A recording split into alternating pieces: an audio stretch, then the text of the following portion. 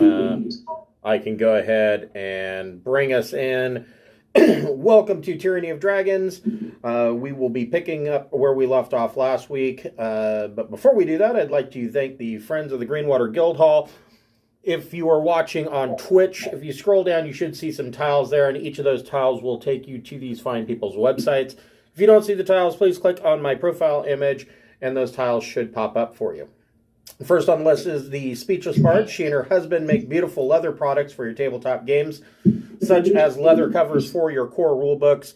She has a full line of dice bracelets, and she has a dice rolling mat that if you roll it up, it looks like a spell scroll. She hand makes all of her products, hand picks the leather swabs, the whole bit. If you are ordering for a gift or some other time-sensitive reason, make sure that you give yourself a little bit of time. She is in the UK, so it takes a while to cross the pond and make it through customs. Next on the list is Fable Beard Company. Fable Beard Company makes oils, balms, butters, and co-wash for your beard. They just came out with a new line of spray-on cologne scents, and they have a line of eco-friendly, all-natural deodorant. Each of their scent profiles is a different fantasy character. Right now I'm wearing the Hero, which smells of rich cologne and warm tobacco. And they have many different scent profiles, so I'm sure that you can find a hero that matches your needs.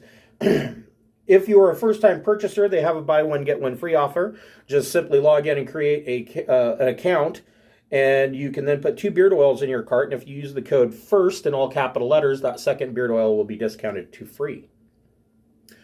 If you are a fan of our Wednesday Night Traveler game, check out our Traveler website via Obsidian Portal. There is a full adventure log there that is done in the format of news blurbs of all of the shenanigans that the travelers get up to as they pillage their way across the Trojan Reach. If you like the page, please give it a thumbs up and become a fan, and we'll continue to try to put out good content. So where we left off last week, you guys had gone back to the Council of Waterdeep with Varam the White in shackles, and reported your findings to the council. The strangest of them, the Emerald Enclave, which is druids and rangers mostly, they were nonplussed. They didn't really care one way or the other. That in their preference, they would have preferred that you just kill Varam outright, but they don't care either way. They don't seem to be more or less for or against joining the council in creating a massive army against the Cult of the Dragon. You would think that this would be a non-issue, but evidently they need to be convinced. You were approached by a new member on the council named Elia, and Elia confided in you that she is actually a silver dragon named Oteria Locarnos. And Oteria Locarnos has invited you to a Council of Wyrms.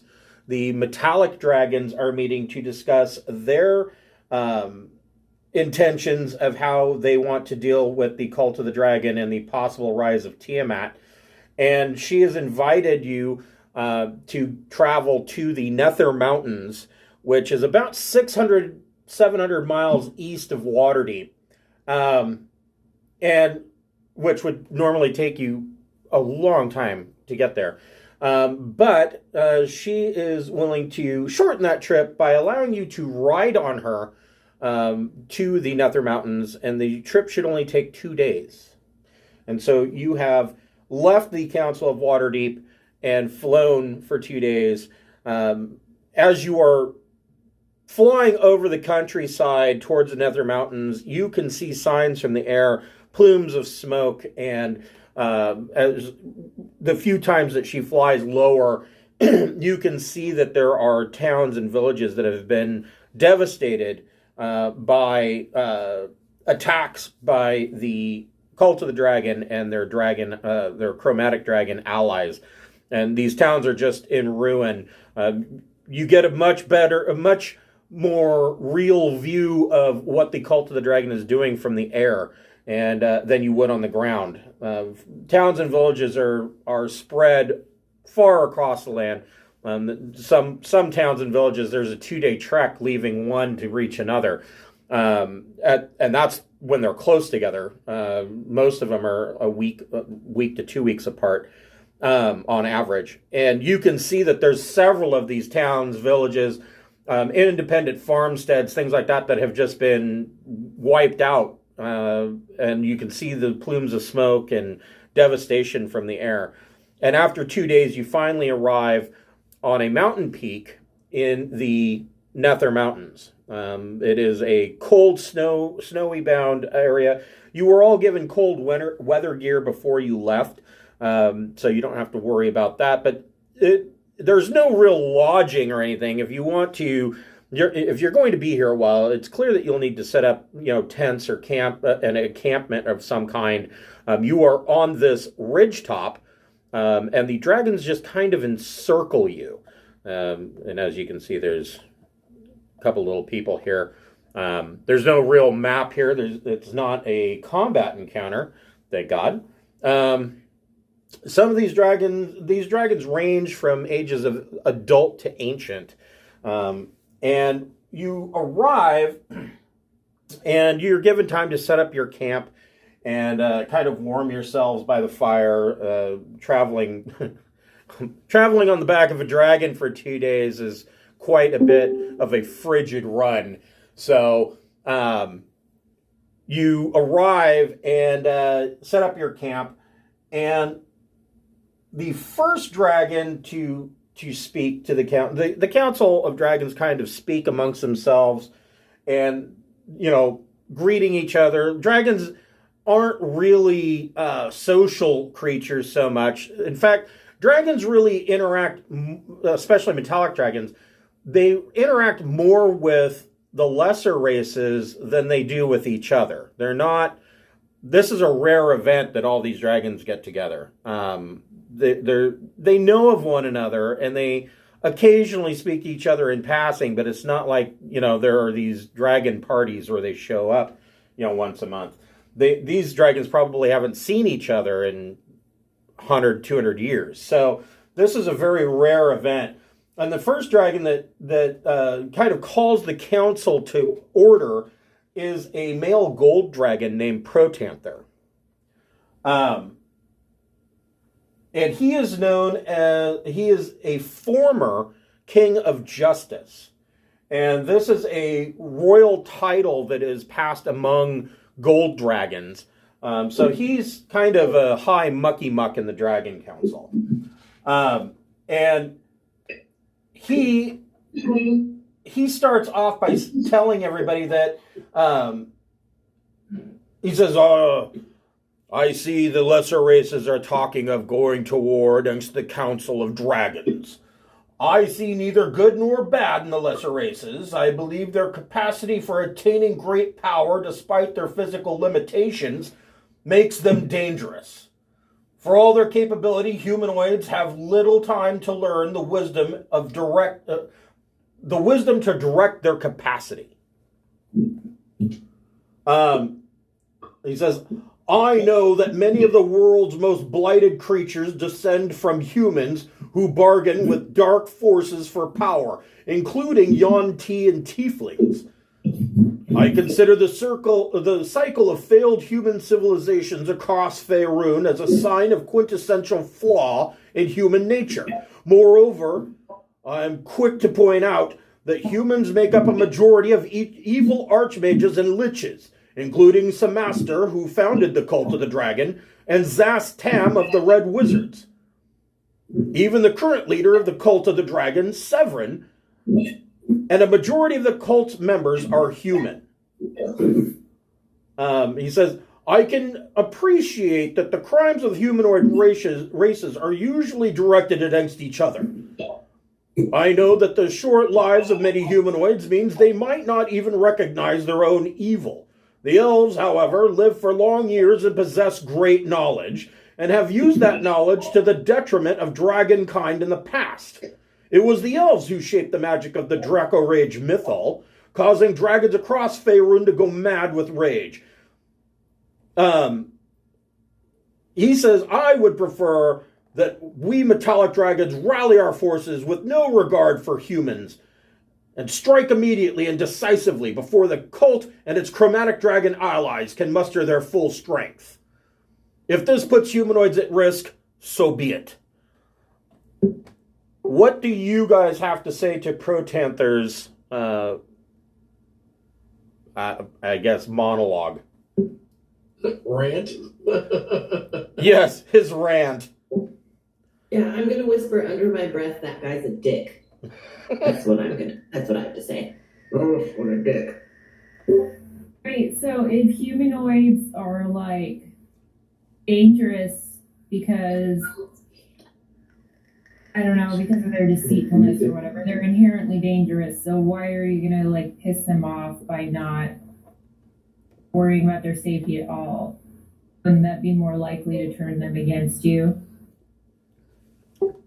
With the elves having created the Draco Rage mythal, it seems that the humanoids of the realms have already turned against metallic dragons. I will raise my hand like, I love metallic dragons. You can say metallic dragon. So, in the past, long in the past, well, I guess not really that long. Anyways, the elves created, there are these things called mythals, and mythals are arcane structures that they do various things. The most common mythal that you would know about, for instance, there is a mythal somewhere in Waterdeep. I'm not exactly sure where it is. It may be under Waterdeep, but basically what that mythal does is without basically a key phrase per dragon, no dragon can enter Waterdeep. I believe they can't even come, I think it's like 30 miles, but dragon, unless they are given specific permission, they can't enter that field. There are other mythals that do other things. So whenever you hear about a city, usually they're elven cities, for instance, Myth Dranor. Myth Dranor had a mythal. And these mythals, like I said, they do various things, but the elves created one that its entire purpose was to cause dragons to fly into an irrational rage.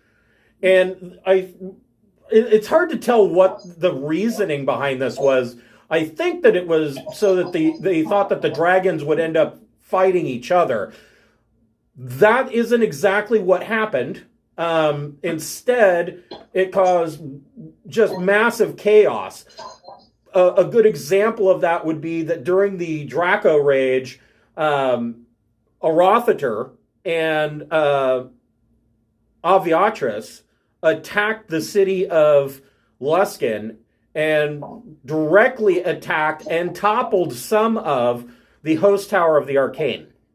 So it wasn't that it made the dragons just pissed off and fight each other. It made the dragons pissed off and want to fight everybody. And this included the metallic dragons, who are generally of good alignment. They ended up going crazy and killing a lot of people too.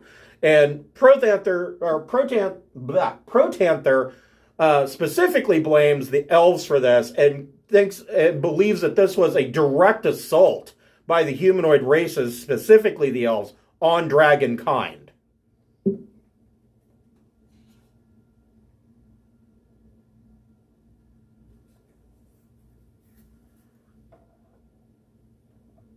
I would say that as the dragons tend to not always get along, and within themselves they don't always bind together, not all humanoids are up the same path. Some of us do support and are willing to work with dragons. That's a pretty good statement. Go ahead and make a persuasion check on that. Being a silver dragon, can I give him help on that? Give him some help action? Be like, I love him. Yes, you can.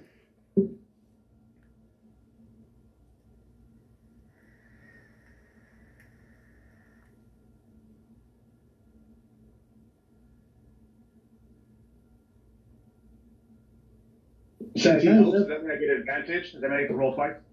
Is that how that works?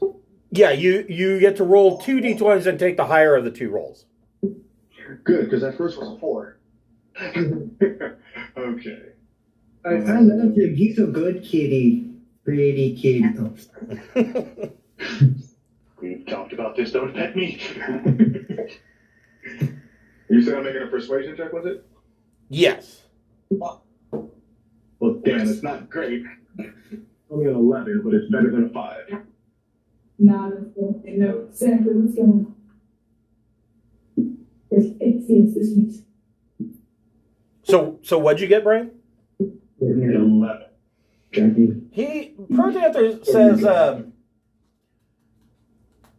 if you can return, when you return to Waterdeep, if you can secure a formal apology for all of elven kind from King Melandrak for the events and the abomination that was the Draco Rage Mythal, I may be willing to trust you in assisting you towards this matter. You want an apology specifically for the Mythal of Dragon Rage? Okay. Now, That sounds easy enough. Great sir. This is going to come across like kids and they apologize, you know, how they don't mean it at all. Because they don't think they did anything wrong. right? Yeah. Well, Sorry. yeah, from my experience, elves are kind of dicks and don't really cop up to mistakes. That's true. Yeah, so the people who are at fault aren't going to apologize because they don't think they did anything wrong. But I guess, I mean, I'll apologize. I had nothing to do with it, but sure, sorry, that was awful to do. And I also don't see the king of all elves really taking our opinion highly. Like, who the fuck are you guys? Get the fuck out of here. Well, yeah. So you bring up a good point. So and the thing to keep in mind is that you're here negotiating with the metallic dragons, trying to bring them to the side of the Council of Waterdeep. The rest of the Council of Waterdeep is not here. So pretty much anything that you guys concede and give to the metallic dragons, it kind of forces the hand of the Council of Waterdeep that they're going to have to follow through if they want the help of the dragons. They may be pissed off at you about it, but you're the ones here making the decision. What was the reason that none of them came with us? You were the only ones invited. Oh.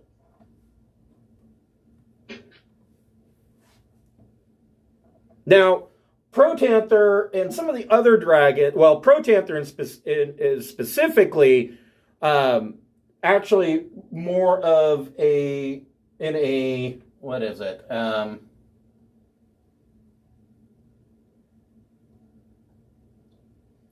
He's in a neutral position right now.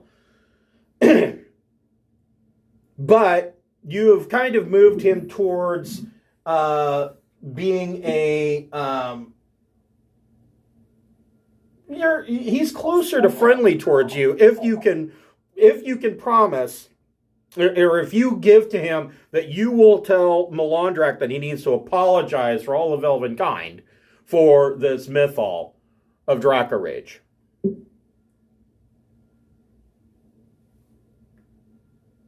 We can promise to tell him whether or not he does anything about it, it's up to him. Right? Yeah, We could threaten him until he does. I'm sorry, I've been playing too much Traveler where I'm evil. Anyway, we could do our best to make sure he apologizes. Let's say that. There we go. Yeah, I don't think off your top this time is going to get us where we need to go. Yeah, I wouldn't necessarily say that you're evil in the Traveler campaign. I believe you're just a woman trying to make her way in the world. I have the option of being evil. That's more. If Price is evil, she's evil. That's fine. Yeah. I think.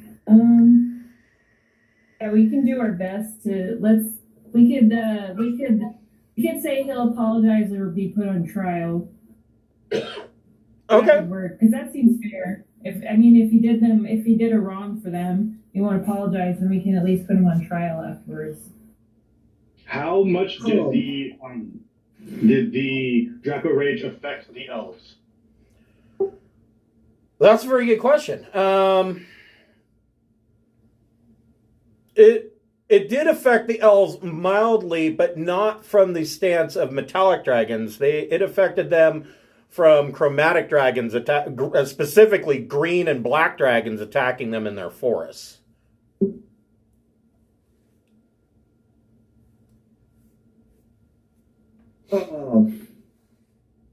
Schlagen will kind of step up and well, we can try to get him to apologize for all this, but at the end of the day, the main concern is to stop a war and a possible release of Tiamat. Nobody wants that. So are you guys willing to hold a grudge that could possibly end the world as we know it? Or is this something that maybe we can solve after we stop the nonsense? What room do we have to work with you guys here? Because there's bigger problems than revenge and butthurtness. Okay, so between Elmira's saying that maybe we can put Melandrak, we'll have him apologize and maybe put him on trial after this is all over and done with, and Mist bringing up that Mist, are you even in Roll20? That's what I forgot to do. I was just looking at the screen. I'm like, wait, where's Mist? Well, apparently he's not at the summit. So between Elmira bringing that up and then Mist bringing up the question of, well, how many elves did the Mythol affect? And the result is that yes, the elves were affected, but not by metallic dragons, who you are meeting with. I'm going to say, let's go ahead and have Schlagen. You can make a persuasion check with advantage, and let's see if you can move Protanther to friendly. Let's see. Persuasion, you say? There we go. I got charisma. Yay, charisma.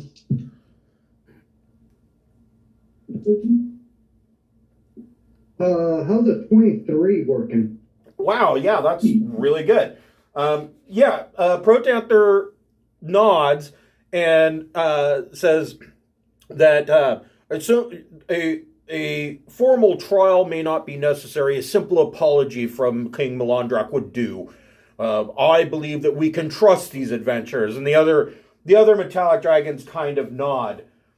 A male ancient brass dragon named Eleuthera, who is known for traveling the plains in search of knowledge and ever more challenging games, steps forward. Eleuthera it is rumored, legend has it, that Eleuthera actually resides with Ogma, the god of knowledge, on the plains. But whenever asked directly about this, Eleuthera is cagey on the subject. I see good and bad in equal measure among the lesser races.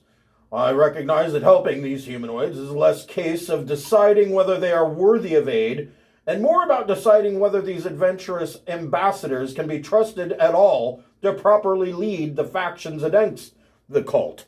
And the other dragons all nod, yeah, good point. I have no preconceived sense of what might be the best course, though I am willing to hear all sides in this discussion. I have watched the lesser races for long centuries from the plains, and I understand that every individual humanoid possesses the potential for good or evil in equal measure. I am truly undecided. I will weigh all my options for action against the cult. Well,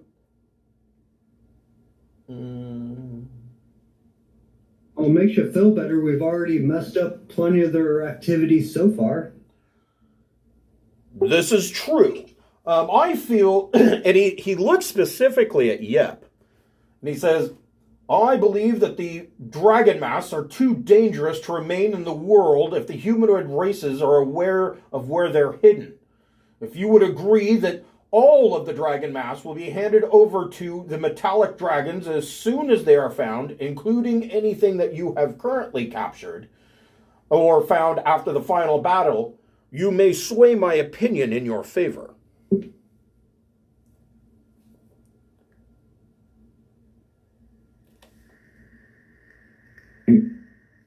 What did you say to that? He folds his face mask thing and tries desperately to say, no, I just have black scales on my face. It's my face. Well, clearly you do not. I can see that mask is held on by a rubber band. That's my natural rubber band. Venture breath. It's maddening. My tongue keeps getting stuck in this Batman mask.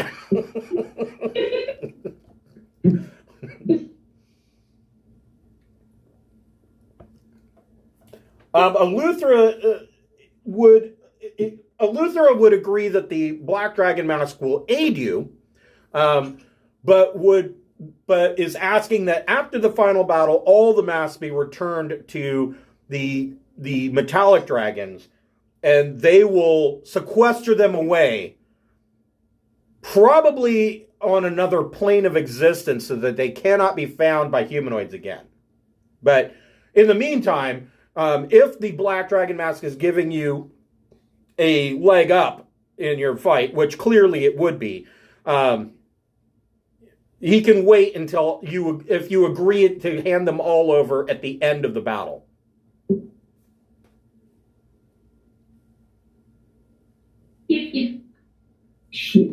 Schlagen will agree to any that he possesses.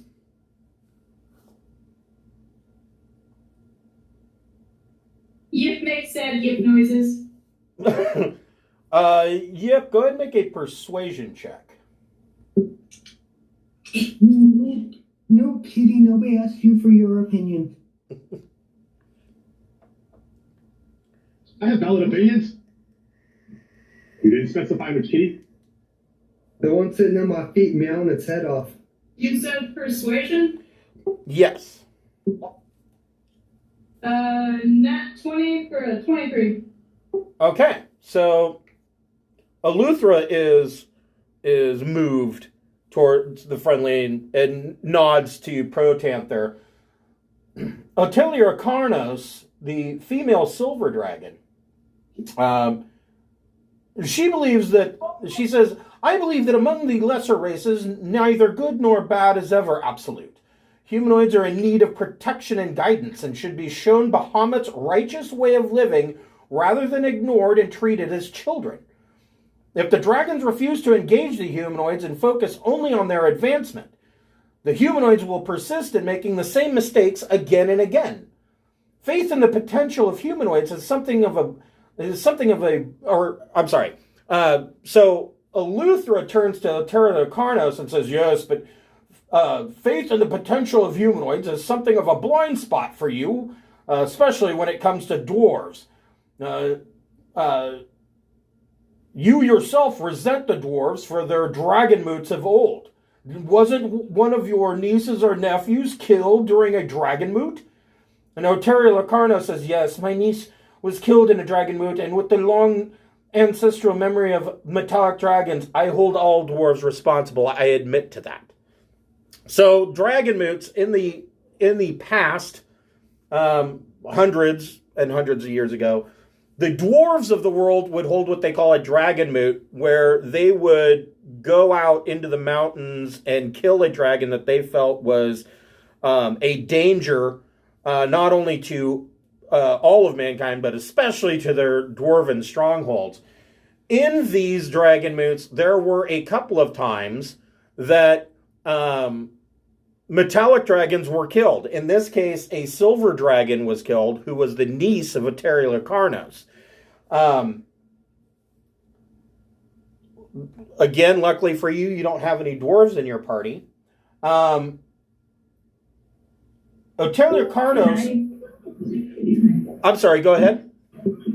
Can I plagiarize the I have a dream speech? Just settle this. I'll allow it. What if we pledge to build a nice statue altar to commemorate metallic dragons when this is over, like the Statue of Liberty of dragons? Okay, she kind of likes that idea. She says, I would like the metallic dragons to strike now, as Protanther suggests, but I do not know if we can succeed alone. An alliance would reduce casualties for all parties, but the dragons must be certain of the intentions of the factions of the others.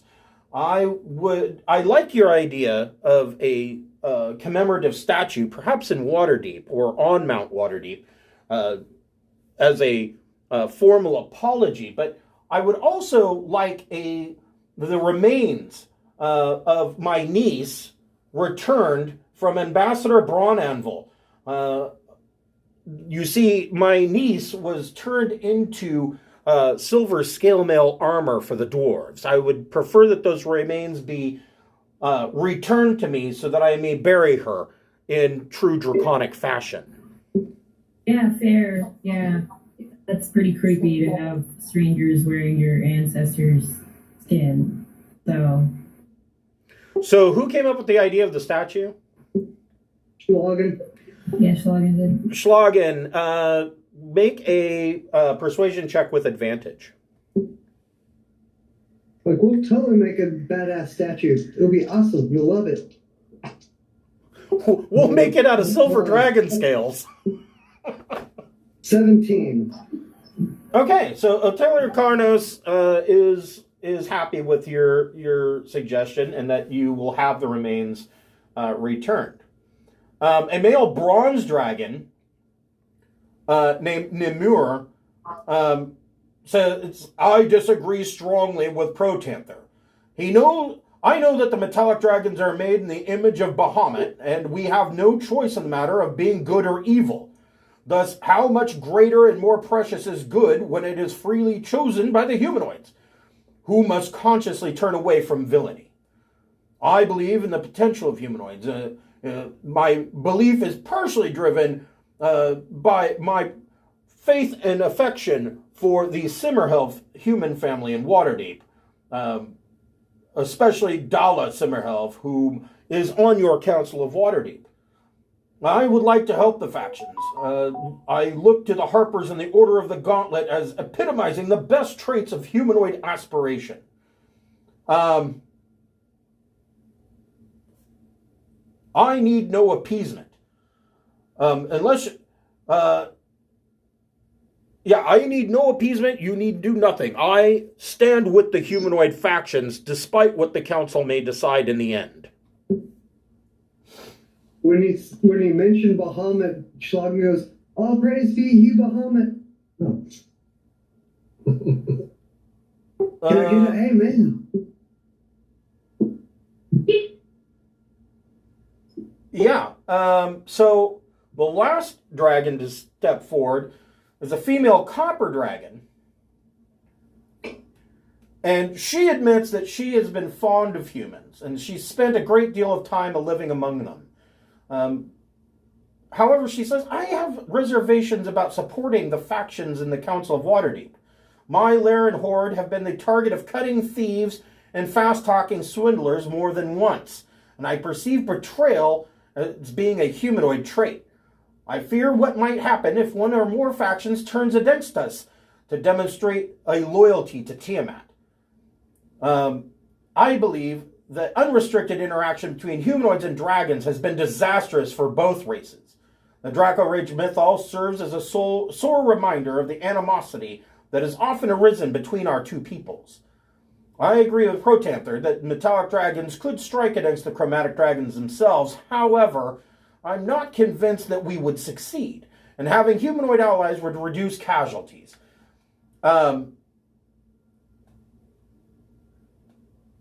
She is not neutral. She is cautious because she recognizes that that Schlagen is both a dragonborn and a follower of Bahamut. Also in the Order of the Gauntlet. Even better. However, she turns to Mist and she says, you carry an item, a flame-tongued short sword. That item used to be in one of my draconic hordes and was stolen by thieves. If you were to return it to me, I would be more than willing to back the factions of the Council of Waterdeep.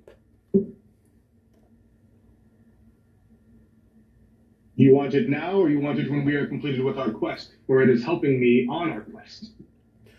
Make a persuasion check with advantage. Well, is that the one that does extra damage to non-cultists? No, it's the flame-tongued short sword that does fire damage. Oh, okay. 3 and a natural 20. She says, you may keep it for now. I give this as my gift to you. Your simple act of being willing to return it to me has changed my mind to help the humans. But worst case scenario, we could get you a new one. Yeah, these things grow on trees. It's much easier to replace a flame-tongued short sword than a dragon mask. I'll part with it if I have to, but I mean, I kind of like it right now, you know?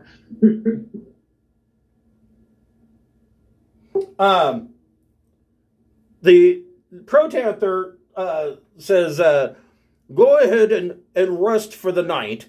Once the dragons will discuss amongst ourselves and decide, and we will give you a firm answer in the morning. But please, and he snaps a claw, and around your campfire appears a hero's feast. Just there's roast turkey and fruit and kegs of ale, and he says, "Stay as our guests, and we will return momentarily." And Aterli Arcanos snaps her claw, and a dome kind of forms over this mountain peak. And inside the dome, it's a 40-foot diameter, and inside this dome, it is a warm 70 degrees, comfortable to live in. You're not buffeted by the frigid mountain wind. You're perfectly comfortable. And the dragons fly off to make their decision. If it's gonna Scrooge McDuck into a keg. So while you guys are camping for the evening, is there anything that you want to plan ahead for your final or for your closing argument in the following morning? I want to read as much history stuff as I have about it, because I'm supposed to be like an academic, and I chose history. Okay. As the subject that I would know the most about. So if there's anything helpful that I can find about the history between the metallic dragons and everybody else. Okay. Go ahead and make a history check.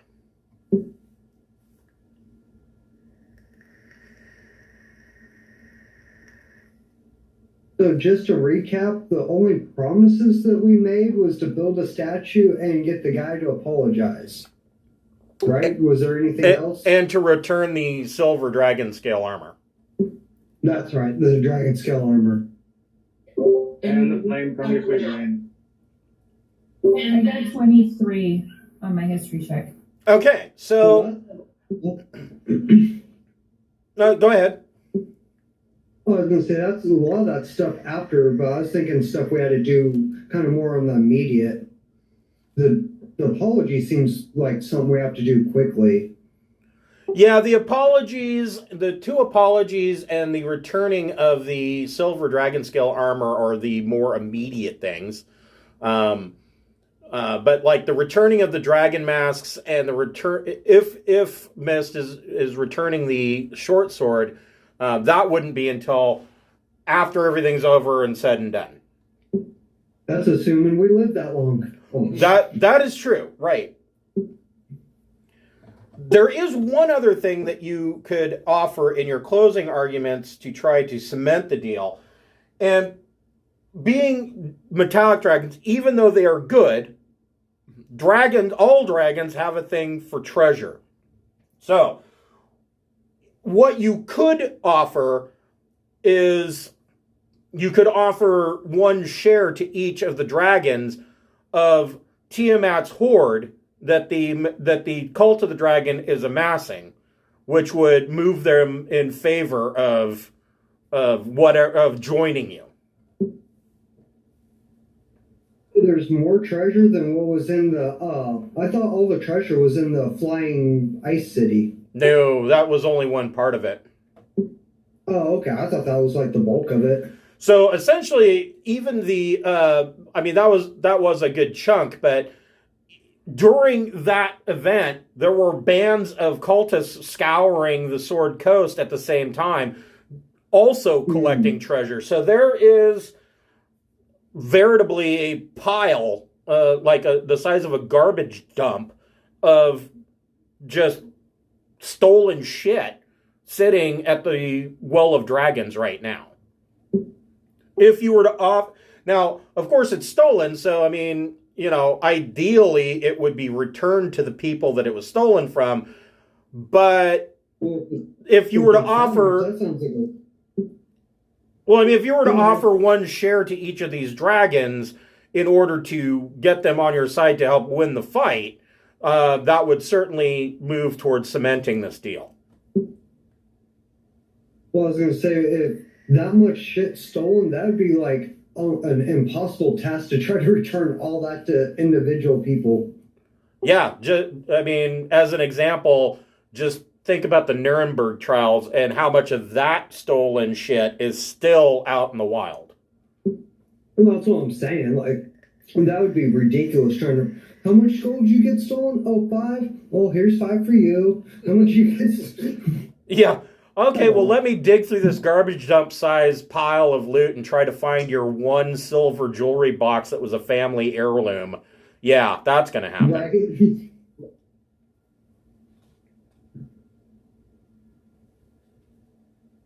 Well, let's offer him some treasure then. That seems smart.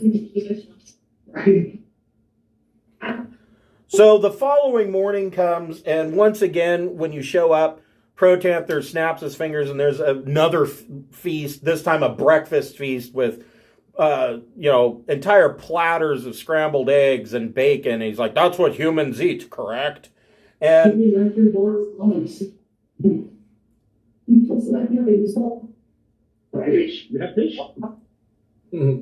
yeah, there's all manner of food out. There's roasted fish, bacon, eggs, sausages. This time, kegs of dark beer. Maybe we'll try to get the dishes and laundry down. I devour some food. Same. Pro- do the dish during the laundry. You go swimming again. Tales from the drunk kobold. So Doesn't take much. right. Protanther starts out as the Council of Metallic Dragons has discussed this at length. We would agree to join the lesser races in their fight against the cult of the dragon and prevent the rise of Tiamat if you were to promise to turn over Severin as a prisoner if he is captured, or deliver his body to us if he is slain. The idea of the statue is a good one. We would prefer that be a statue consecrated to Bahamut. And if you were to dedicate the land around it to metallic dragons, that would cement our deal. Like 2 feet of land or 10 feet of land, or what are we talking about?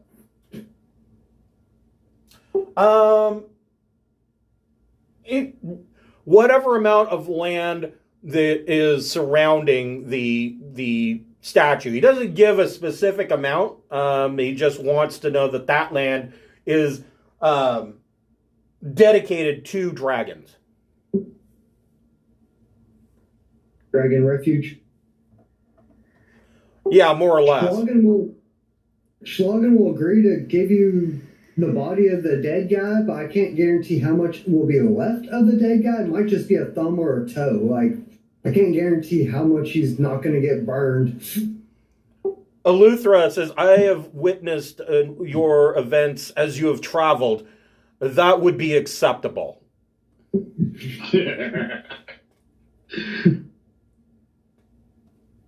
mean, hit him with a fireball. There might not be much left.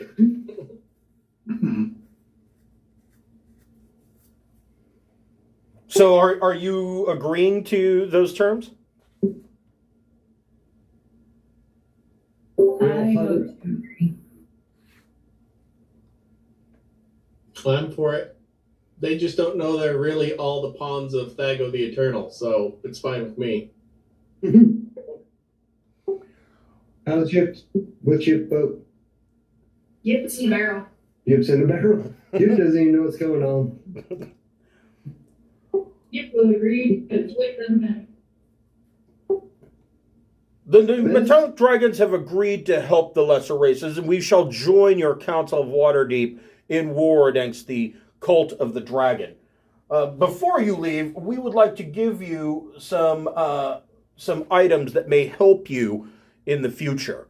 And he holds out a claw, and in the claw are 3 arrows of dragon slaying. These should prove very useful for you in your coming battles against the cult, especially in your final battle against Tiamat herself. And Iliakarnos holds forth her claw, and in it is a plate armor of lightning resistance.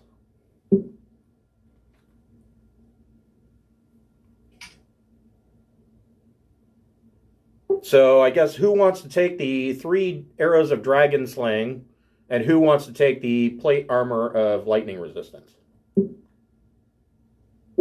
Bob Knox should take the arrows, because I think they're the only one that uses a bow regularly. I think so too. And the for sure armor, I don't think that's going to do me any good unless I can like fuse it onto my fancy pants armor that I already have. So I'll BB guns. Pardon? This is great armor, but we're going to have to make some mods. Hold on, let me get my Dremel tool. It would be the tinkering scene from Iron Man.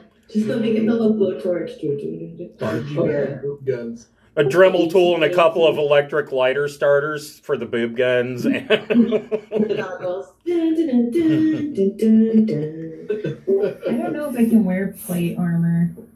Look. Well, I know Schlagen could. I think actually, Schlagen and Shredder might be the only 2 that can wear plate armor. Oh, okay. Never mind. My AC would go down because I already get barbarian bonuses to being naked. I guess. I can wear plate, but I have my heavy armor.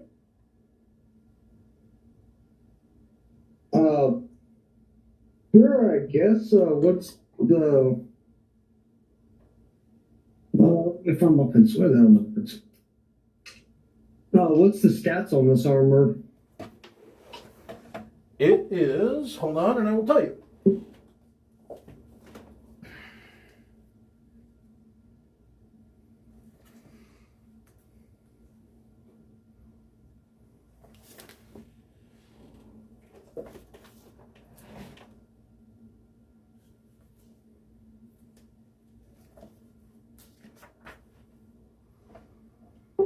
So it is plate armor, so it gives you an armor class of 18. It does require that you have strength of 15, or else you're at disadvantage for all attack rolls, saving throws, and ability checks.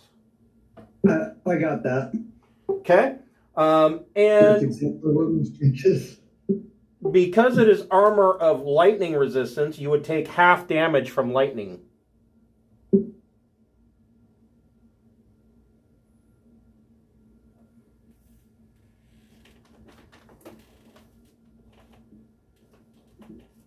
Alright,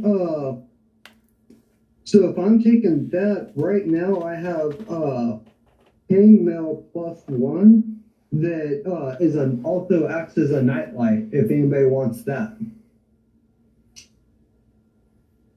Oh yeah, it's got the light, the permanent light that you can turn on and off on it. Yeah, I forgot about that.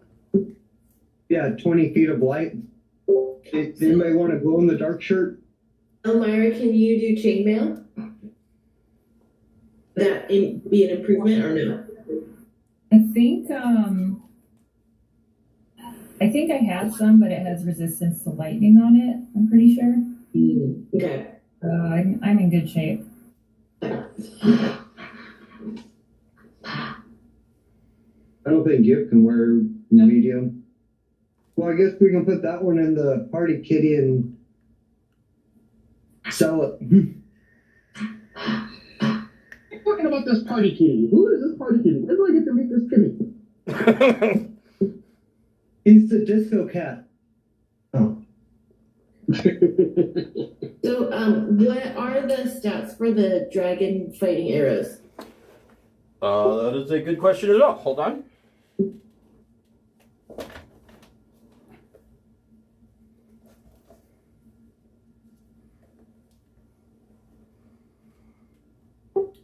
Arrows of Slaying is a magic weapon meant to slay a particular kind of creature, in this case dragons. Some are more focused than others. For example, there are both arrows of dragon slaying and arrows of blue dragon slaying. In this case, they're just dragon slaying. So they do extra damage to any dragon. If a creature belonging to this type, race, or group associated with an arrow of slaying takes damage from the arrow, the creature must make a DC 17 Constitution saving throw, taking an extra 6d10 piercing damage on a failed save or half as much on a successful one.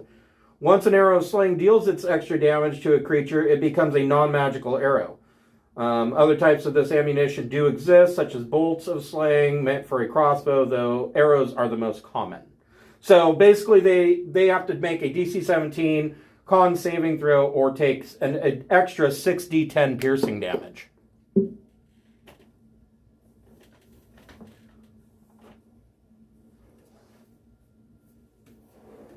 And how many are there? There are 3. Okay, awesome.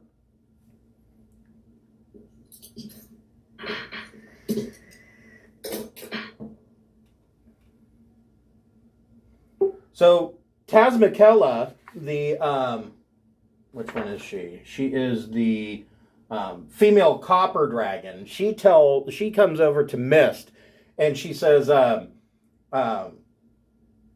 "There is no need at the end battle to return that short sword to me.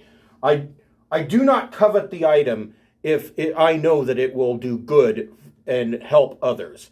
Please, with my blessing, keep the sword." You are most gracious, and I humbly accept. So with the metallic dragons agreeing to join against the battle with the cult of the dragon, Otilia Carnos leans down and allows you all to climb on her back after you've broken camp, and flies the 2 days back to Waterdeep to the Council of Dragons.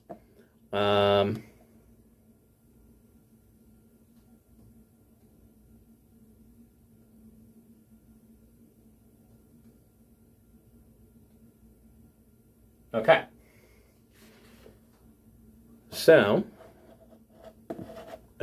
my mouse turned off. Okay, here we go.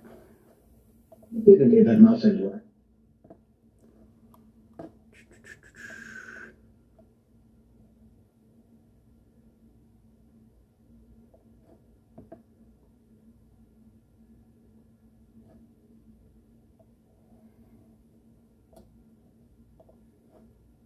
How thick is our party kitty at the moment? When we get back to Dragon or Waterdeep, do you guys want to do the quick sell on everything, or is it not worth it at this point? Yeah, you could divide up. This would be a good point to divide up the party, Kitty. You can discuss that. I will be right back. I figure I mentioned just because I know we don't hit town often. Yeah, give me a couple minutes. I'll start typing out some things. Let's see. We go 6 platinum.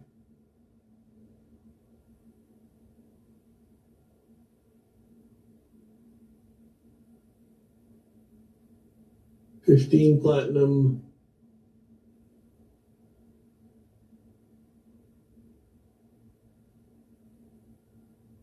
$100 platinum. Okay.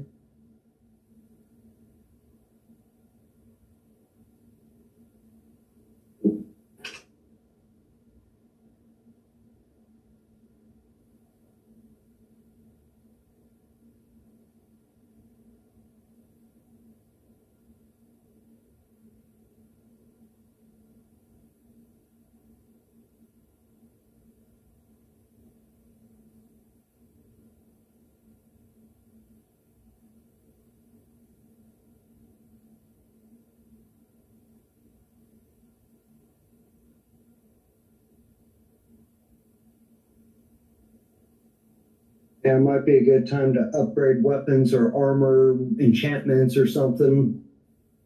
We're going to push to a big next leg.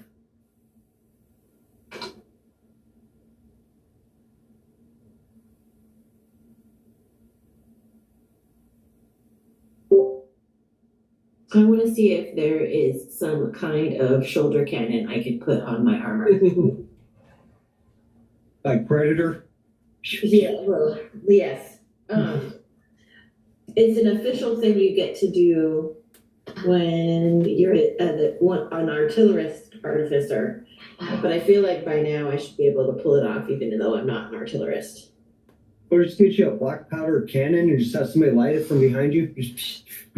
Yeah, I like it. That would be the one thing I'm in the market for. Maybe more fancy arrows.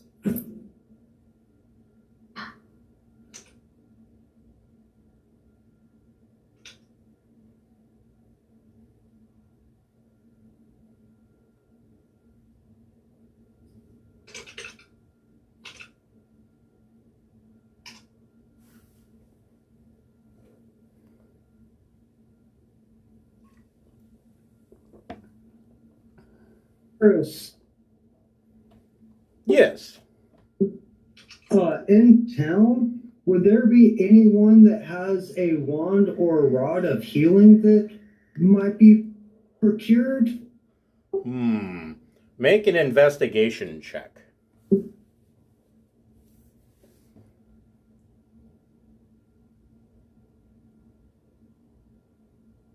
Yeah, actually, how points an investigation? Yeah. Well, that's going to be a 19. Okay.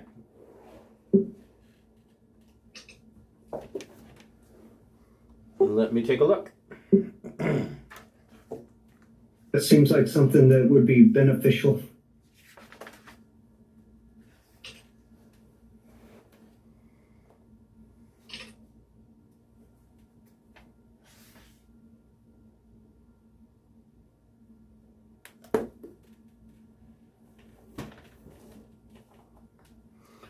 So with your 19, you do find you find access to a in the castle ward. Basically, it's a high-end auction for magic items. And you do find a wand of superior healing. It has 10 charges, but it does not recharge. Yeah. Hold on a second, I'll tell you what exactly that does.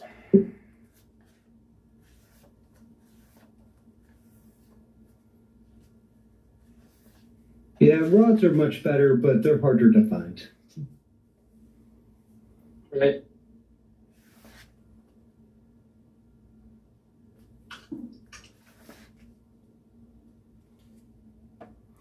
So yeah, it is a wand of superior healing, and each charge restores 8d4 plus 8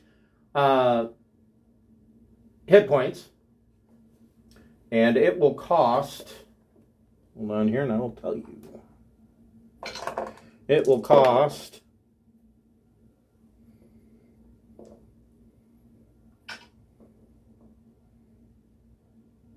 Well, that's not terrible. 1,400 gold. I'll go ahead and take it. 1,400. And so this connection that you made also gives you access to sell magic loot that you would like to sell currently.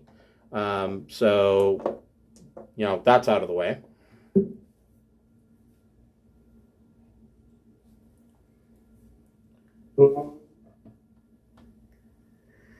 So have you divvied stuff up yet? I'm doing math on coin counts and gems. Do we want to play out what our proportion for gem sales is, and I can then do a discount? We have a lot of them. Okay, sure. What are your gem sales? 900 in sapphires, mix of stones that total 10k, rubies of 4k, and more emeralds of 2,500. Sorry, so I got 900 plus 10,000. What's the other one? Rubies at 4k and more emeralds at 2,500.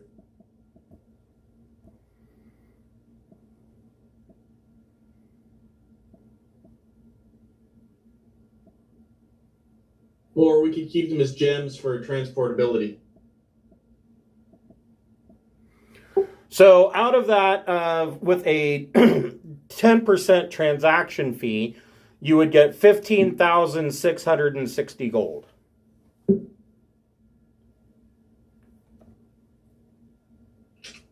Okay.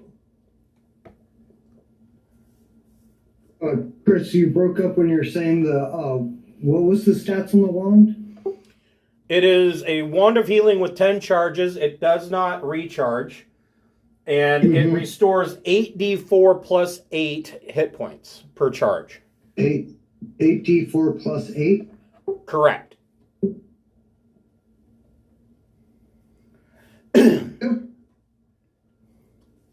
That works. Thanks, sir. Not a problem. So, is there anything else you guys want to sell? Did you want to sell the +1 chain armor? Yeah. We're going to throw that in the party kitty, sell that, add it to the total. Have the standard dragon dagger, magic dragon or magic dagger, just a standard magic dagger that I'd like to sell. Okay, so the +1 chainmail will sell for 5,300. And you said magic dagger. What is it? A +1 dagger, or what is it exactly? Standard +1 dagger. Okay, standard +1 dagger. You can sell for 1,300 gold. Cool.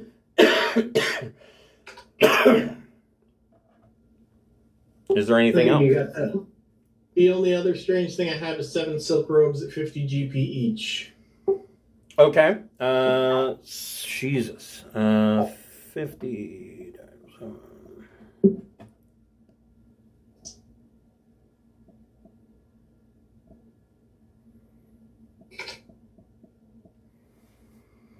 Off of those, you can get 315 gold. Okay.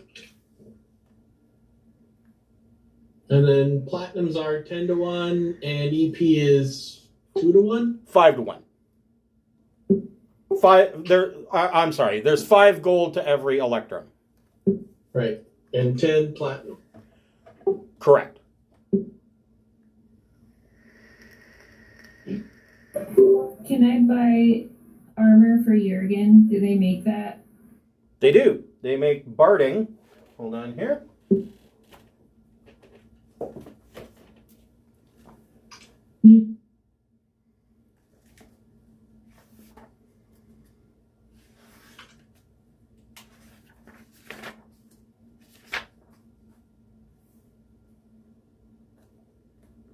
Work down the sh-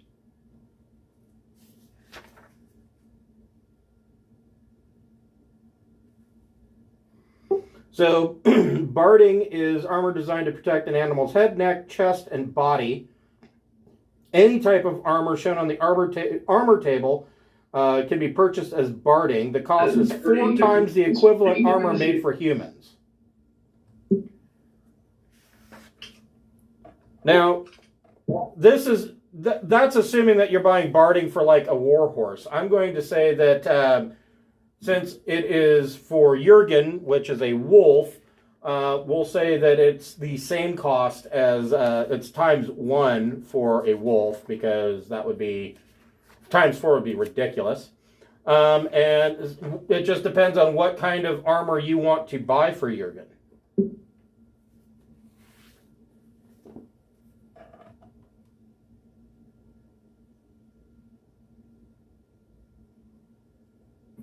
Well, his dex modifier is +2, so let me see here. So you probably want to stick with medium armor. Yeah, maybe if we do, let me see, how much is scale mail then? So it would be 50 gold pieces, which would give Jurgen an armor class of 14 plus his dex modifier. That'd be 16. That's way better than it is right now. So I've got our totals. We divide by 6. Yep. Each person. Okay, that's only 50 gold? Yes. All right. Each person. Okay, I'll buy that for him. I'm happy. Sorry, 45, 65 GP each. Nice.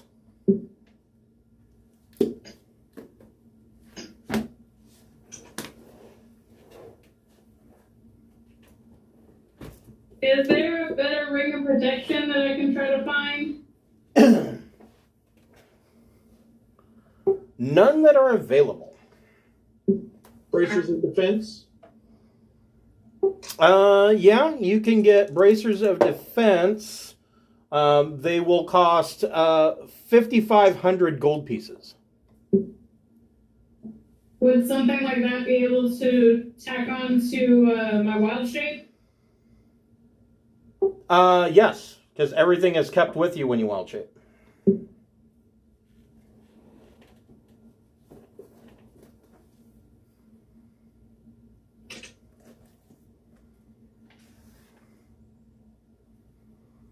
You said 55? Correct. And they will give you a +2 bonus to armor class if you are wearing no armor and not using a shield. This is correct. I'll get one of those. Same. Okay. What does that? Bracers of defense, 5,500, and they give you a +2 bonus to armor if you're wearing no armor and not carrying a shield. Can a monk use those? Yes. They are best in slot for monk. I will do that. Oh wait, no. I already have bracers of armor. Sure. Same. Okay. Is there anything else that I can get besides bracers of armor to raise my AC then? Since I pretty much that's the only thing I have that helps my AC besides my natural stats. You could look for a Orc of protection. ward of protection, ring of protection, amulet of natural armor, things like that. However, none of those items are currently for sale. Okay. Good to know. I'll keep an eye out for those things. What about a shoulder cannon? What kind of shoulder cannon are you looking for? I don't know, a shoulder cannon of doodottery. I have no idea what my options are. I just want one. Rip one off a pirate ship. and just Okay. put it right there, yeah. Hold on just a second. You start calling you While he's Lord. doing that, While he's doing that, do you want the 5 arrows that I have of poison? I have 5 poison arrows that are do 2d6 poison damage. I don't use a bow. Do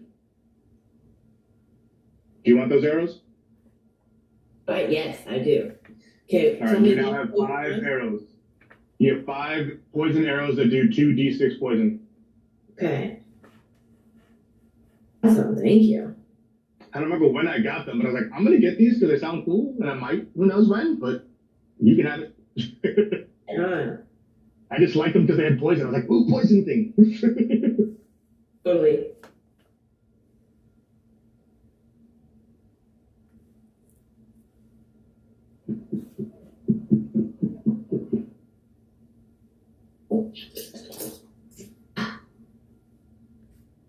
Only cannon I could find information on, like an eldritch cannon, but that's like rolled around next to you, not wear it. And I want to wear it if I You can. just duct tape a warlock to your shoulder and you can finger gun. Just shrink one down. He just hangs off your shoulder and points things. Is there a parrot race that I could find a warlock of? Guards can cast verbal spells. So you do find basically is what is a shoulder-mounted arquebus musket. It is a single shot that would mount to the shoulder of your armor. Yes. It uses smoke powder. It costs 500 gold pieces. It does 1d12 plus your dex modifier damage. 1d12 plus dex. And your ammunition, a small leather pouch of bullets, these are like in the 50 caliber shot range, run 3 gold pieces per bag. Now, in addition to that, you also need a powder horn, which will run another 35 gold pieces. Okay, wait, so how much is the power horn? Cut out a little. Powder horn is 35 gold pieces. Okay. And 10 bullets of ammunition is 3 gold pieces. Okay. Okay. Well, I'm gonna get 10 sets of ammunition. Okay. And the power horn, so that would be 30. The power horn is 35. And then the shoulder musket, I love it. Even if I never use it, I just love it. Is 500. Correct. And I will tinker away to attach it to my armor. Okay.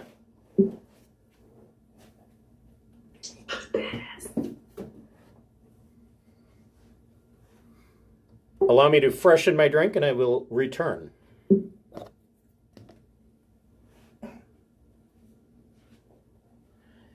Cancer bracers with my option.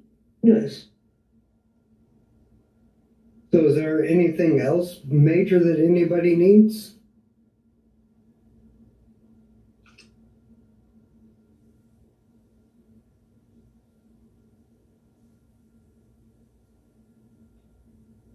When he comes back, I'm going to ask about something that can allow me to, like, maybe turn potions into better potions, since I'm always collecting regular potions. Wait, does anybody have an alchemist kit? Nope. No. Oh, Ognog does. Lognok? I essentially have every set of tools. Like if there's a tool, I have alchemy, cartography, smithing, thieves, and tinker tools.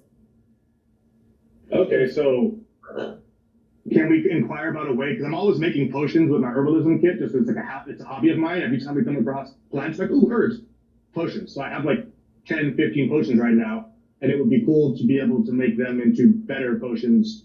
But I need alchemy for that, which is what you do. Yes, I will happily help for that. I don't know what is required, but when we find out, yes, I will do that. Yes.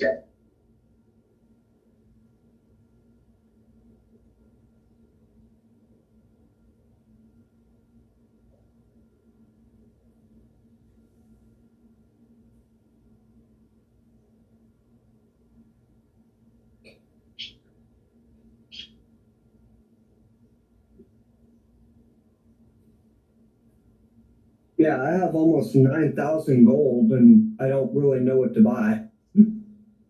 It's That's okay. 9,000 gold. I don't buy much. And then stockpiling all. You can buy the dragon statue. I'll totally help buy the dragon statue to my god. Other than some thieves tools, I don't think I've really paid for much. I should have more gold, I think. Should we be commissioning that statue now? Maybe that's something we could start now. I mean, if we are assuming success, we can get that process started while we're in Waterdeep, and then swing by and pick up the statue when we are inevitably successful and still alive. Well, I have a feeling it's going to just be built on site. Doesn't statuing take a while though? Like, you gotta carve it or cast it or something? Yeah, it depends on who's building it. Dwarves are pretty quick. You can make them do it. Or somebody could cast mold stone.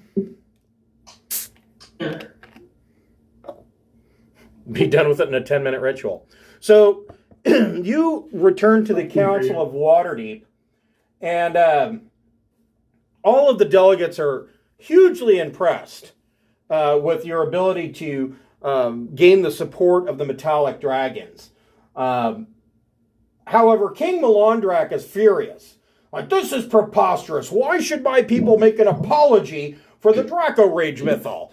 I will do so because honor demands it, but I'm not happy about it. Likewise, I'm sorry, what was that?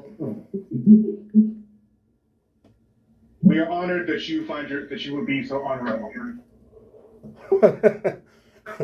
Likewise, Conrad Braunanvil is seriously unhappy. He says, this concession is made in response to the Dragon Moots. The traditions of the Dragon Moot saved many lives in my time, and the fact that one metallic dragon was injured indicates that it was probably misbehaving in the first place. I have no patience for tolerating misbehaving dragons, no matter what their color. I shall apologize because honor demands it, and I will return the silver scale bell, but this will not be the last of this matter. Well, who decides that it's misbehaving? And it's one thing to be mad at the dragon, but it's another to wear it. Right?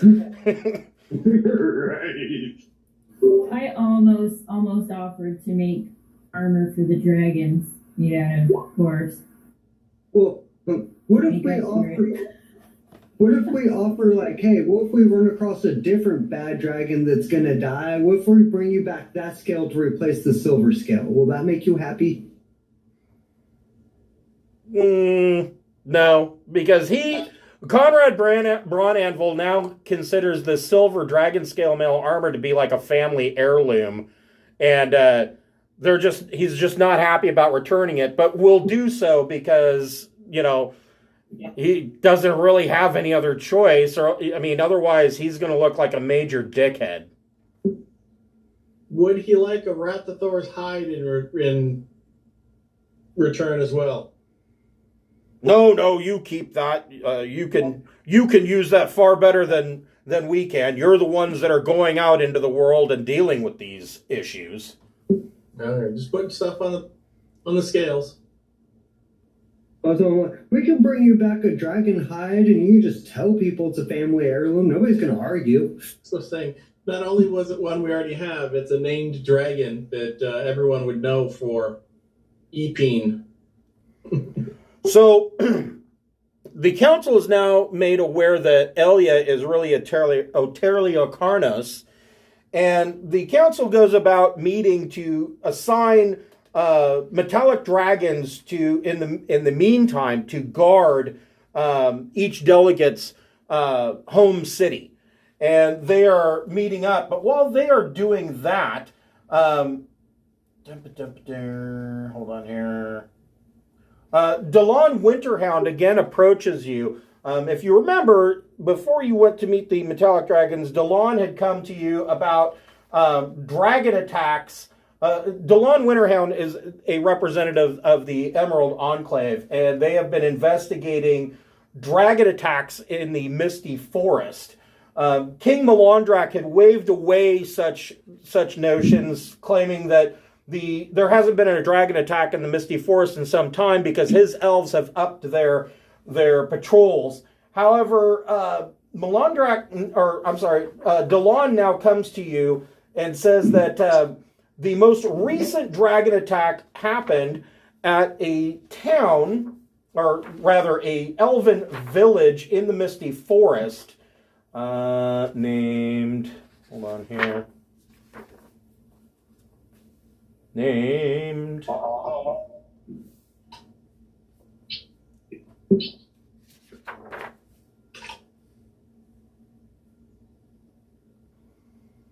there's an a elven village that was recently attacked in the Misty Forest named Altand. And Delon would really appreciate if you would travel to the Misty Forest and investigate these dragon attacks. He says it's clear with your victories over dragons that if there is a dragon in the Misty Forest causing problems, that you would be most well suited to deal with it.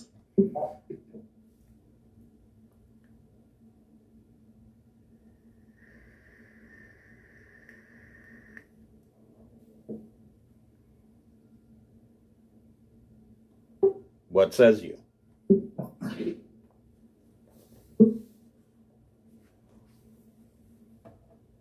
we have time for that? Or... Yeah. Well, Yeah, we're good till 3. You can get this started at the very least. what do you guys think? Any objections? No. Bog Dog did bring up about starting a commission for the statue while we're in town. Yes, Conrad Braunanvil has already got a group on it. They are going to be working on the draconic statue of Otelir Konos' niece shortly. In fact, they estimate that they could probably have this statue carved and ready to go in about 4 weeks' time. Nice. And then before we leave town, I want to see how many. I was thinking like Boots of the Winterlands for the White Dragons scale, since we already have some armor and stuff. Sure.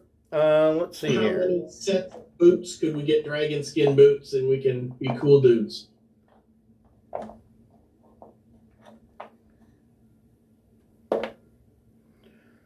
So you can make 1 set of dragon scale armor, or you can get 2, we'll say 3 sets of boots out of it.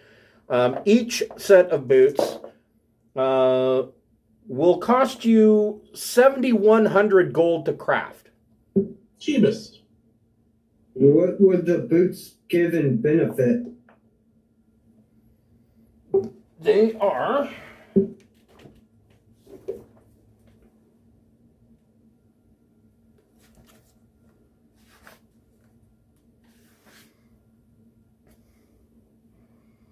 So they would be Boots of the Winterlands. They are furred and scaled boots that are snug and feel quite warm. You gain the following benefits. You have resistance to cold damage, so you would take half from cold damage. You ignore difficult terrain created by ice or snow. And you can tolerate temperatures as low as 50 degrees Fahrenheit without any additional protection. If you wear heavy clothes, you can tolerate temperatures as low as minus 100 degrees Fahrenheit. Antarctic shit right there. Yes. That would have been nice in the floating castle. Yeah. Well, they're Right. spendy for each, but triple is even worse. And maybe we slot that for a project later. I was just curious. Yeah, so write down that number and and we can revisit that. Or I mean, if you want to just do one set of boots, you can, but you have enough to make 3. Does anybody feel like they would greatly benefit from them now? Not that we know of. We've killed kind of the top white dragon. Do you need fancy boots yet?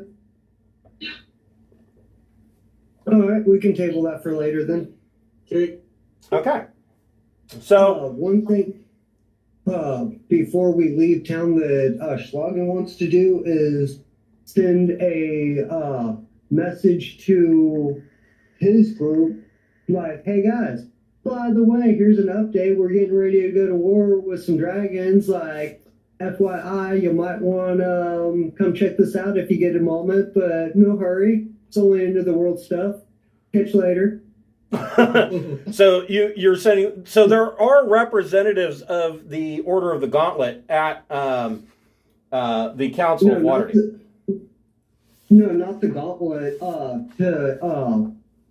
The Bahamut Paladins that he came from, like his actual like home. Oh yeah. Okay.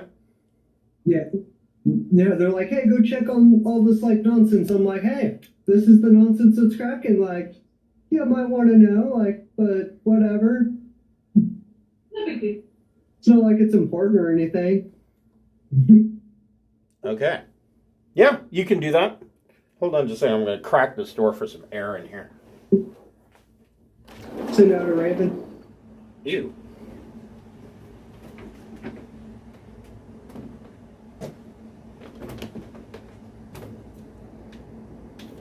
Hey, Chris, when you're finished cracking the door, I have a question for you.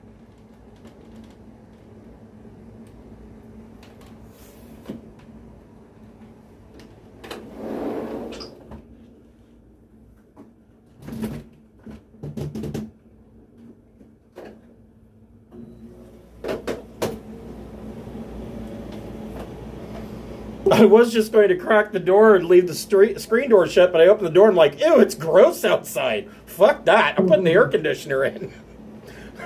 What was your question?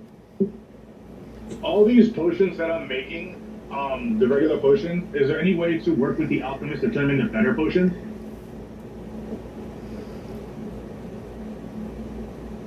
Well, you can create better potions depending on your role. Oh. Well, is there any way to turn the better potions into better potions with the alchemist? Like, can the alchemist modify them or anything? Or is like he has the alchemist kit and all that stuff and everything? Yeah, that can be done. Make one good potion. So here's something else. One thing you might want to do before, because I know that you've been foraging for herbs and whatnot as you go, but while you're in town, you can buy a refill for 10 gold of herbs and whatnot for the herbalist kit. Well, just take that of me. I just know that, like, I'm always pretty much constantly foraging all the time. It's just a thing I do. Right. And I'm always making potions from them. So Right. I know, like, the potions depend on the roll, but I know that the alchemist is kind of their deal to make better potions. And I'm like over here with making wheat potions, like, the alchemist, can you approve that potion, please? Yeah. Which one of you is an alchemist, though? Or has the alchemist kit? I have alchemist tools and proficiency with them.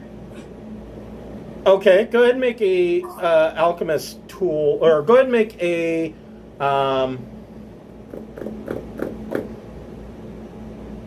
ahead and make an Arcana check.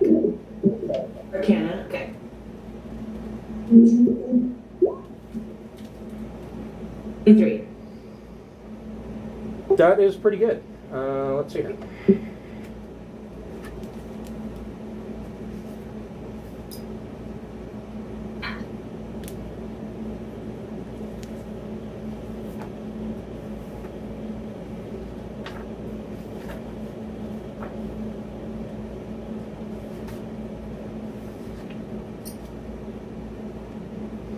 So you're able to upgrade the potions to greater healing potions.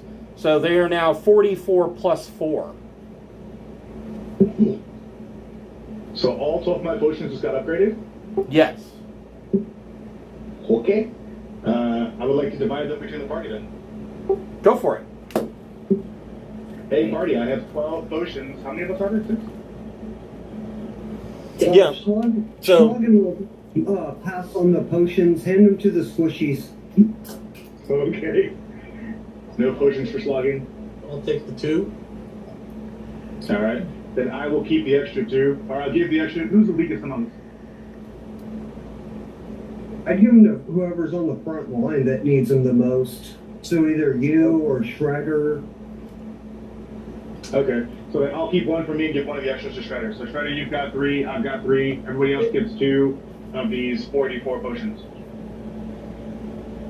Okay. Thank you. So yeah, each of those restores 44 plus 4. Oh, plus 4. Yeah, because Oh, no, I just got the wand and I have my own heal spells and lay on hands, so Yeah, if he needs hit points, he can just touch himself. don't mind me. Hold on. Lay on hands. Bob, not this is the beginning of a beautiful friendship. Well, Mitch, you know about my hands last time I slapped him from the dead. Wake up!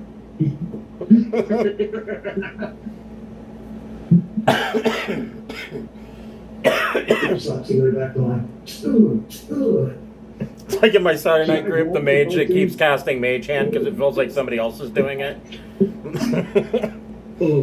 By the way, Chris, since I just refilled the herbalism kit, should I maybe roll for some potions out of it now? Yeah, you could go ahead and make a nature check now.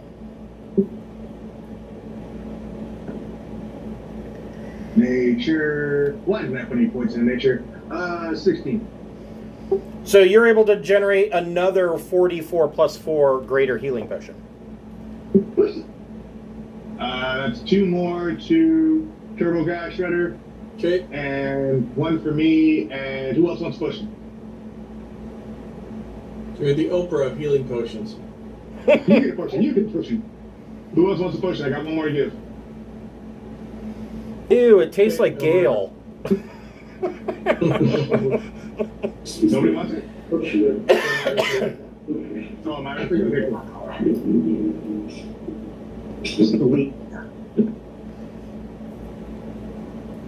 So you travel to the Misty Forest, which really isn't that long of a journey. You stop in town of Daggerford for a night and continue on from there. Overall, the entire journey, even with your stop in Daggerford, only takes you about a week. And after entering the Misty, when you enter the Misty Forest, the most common omnipresent feature of the Misty Forest is the mist. I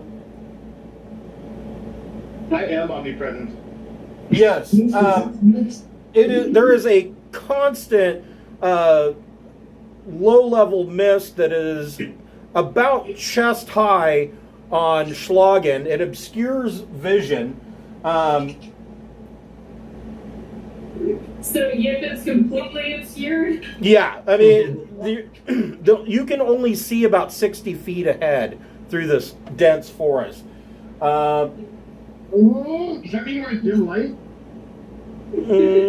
No. I mean, during the day, the lighting is normal, but there is just a constant fog. Who wants to make a survival check for leading the group? I can, unless somebody has better survival. But, Logan is gonna find a stick and tie it to Yip's back so we can keep track of Yip in the mist. Okay. Shredder has a +5 survival. If anyone else has higher, then go ahead. Oh, you got me beat. I got 2. Oh, almost a crit. 13 though. It was on 20 and then ticked over.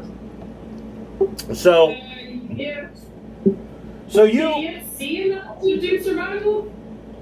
Yeah, like I said, you can only see your maximum distance is about 60 feet, but you can see enough that you can pick out trails and things like that. Yeah, got a 31 for survival. Okay, so it takes you about a day, and then Yip comes up and kind of shows Shredder the proper way of tracking. And after about a day, by nightfall, you arrive in the elven village of Ultrand, which is what this picture is. Ultrand looks like it was just hit by some kind of large attack. So the village is a wood elf settlement. It blends almost seamlessly into the forest around it. There are 2 levels, and this is the lower level. There is another set up above, and they have winch-driven elevators that'll carry you up and down to the upper level. And there's also some stairs that go around the trees up to the 2nd level. Think Ewok Village, but for normal-sized people, not furry dumps. And but you can see that some of the wood bridges that cross between the trees have been torn down violently. The ground level of the village is in disarray. There's literally shattered doors and there's debris all over the place. And you can see several half-hearted elves going around what look like they're trying to cover up or trying to pick up the debris. And you see that there are several bodies laid out that are covered in tarps that they are getting ready to bury their dead. Everybody make an investigation check.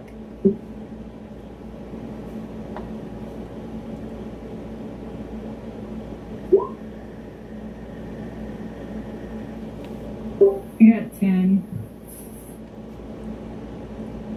So 18. nice. What about Schlagen? Investigation is a soft 20. And Mist? This blue goes up to 16. And Elmira? 10. And if possible, I want to, Schlagen wants to do his divine sense of evil. Do I feel any evil in the area? You don't feel any evil in the area. Shredder, the first person, when you come into the town, you know, everybody's kind of like, you know, what happened? And the first wood elf that you talk to tells you, a dragon swooped down and attacked the ground first. Nearly half the village's victims died during the first assault. Humans in the regalia of Cult of the Dragon followed, killing all those that they found. The village's priest stepped out to lead others in fighting the dragon, but the beast swallowed him whole. Shredder, you learn some survivors claim to have seen a cultist riding atop the dragon. Most of those think that the dragon rider was human, like the other cultists. However, you find that there's a few people that report that the figure moved with the grace of an elf. And yep, you hear, with the priest dead, the village's warden, Galen, has become the leader of Ultrand. Though he was in the thick of the fight, he survived unscathed and has been a potent force for rallying the survivors. The attack lasted only a short while, when the dragon unexpectedly retreated. The cultists then followed, but as they fled, they took nothing of value from the village. And you think, you think this is a stark contrast to other dragon raids that have happened that you've dealt with. Usually they come in, they attack, they steal stuff and leave, and that didn't happen here. I think it's a setup, and that one guy was unscathed as part of it. So what would you guys like to do?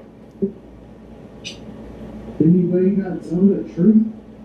Holding down my hatch.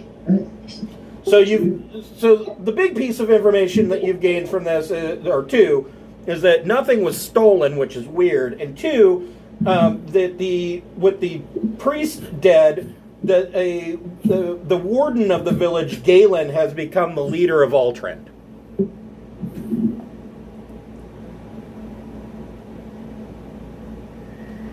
I do have Zone of Truth.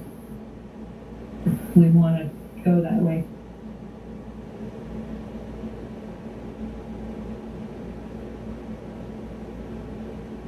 So, are you wanting to go talk to the warden and cast Zone of Truth? Is that what you're... Or keeping that in your back pocket? Is that what you're saying? Well, with Schlagen's idea, I mean, I'm not sure who we're using it on. He just was asking if we have it. If you thinks it's an inside job, it might be worth checking, Jim. I mean, it's a dragon raid that, like, nobody took treasure on, and that guy came out unscathed, and now he's the leader of the place. Sounds kind of fishy. So, Okay, I'll cast it whenever you guys want. Okay. So, you step into a modest dwelling suspended among iron-strong boughs. You enter a cozy sitting room. A slim elf sits at a desk, standing to greet you with a forced smile, and a raven perched in a nearby cage caws hideously. "Welcome to our village," he says. "How can I be of service?" And this is Galen, the warden.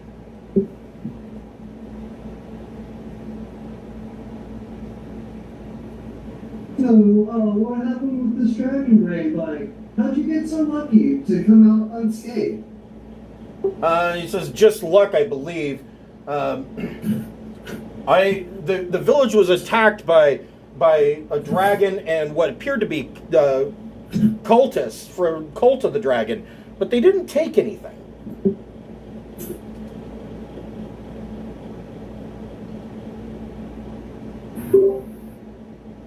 This is with Zone of Truth. He's saying that. So you're casting Zone of Truth now?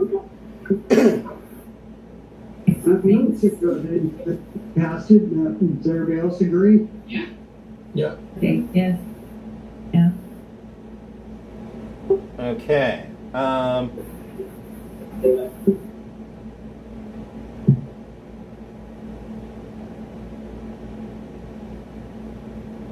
So you cast Zone of Truth, and Galen immediately gets huffy and pissed off, and he's like, "I can't believe that you wouldn't believe me." And now he refuses to answer any more questions.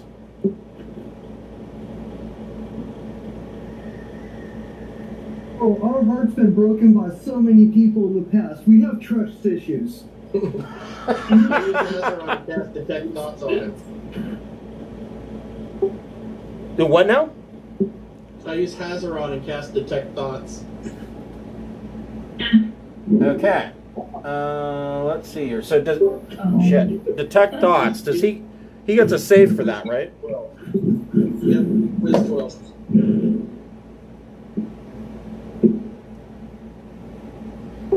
So he gets a 19. Okay.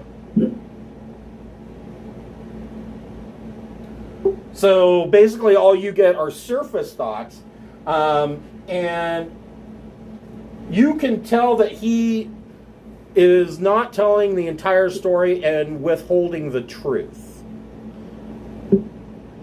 The other thing that you get with surface thoughts is you learn that his wife was killed during the dragon raid.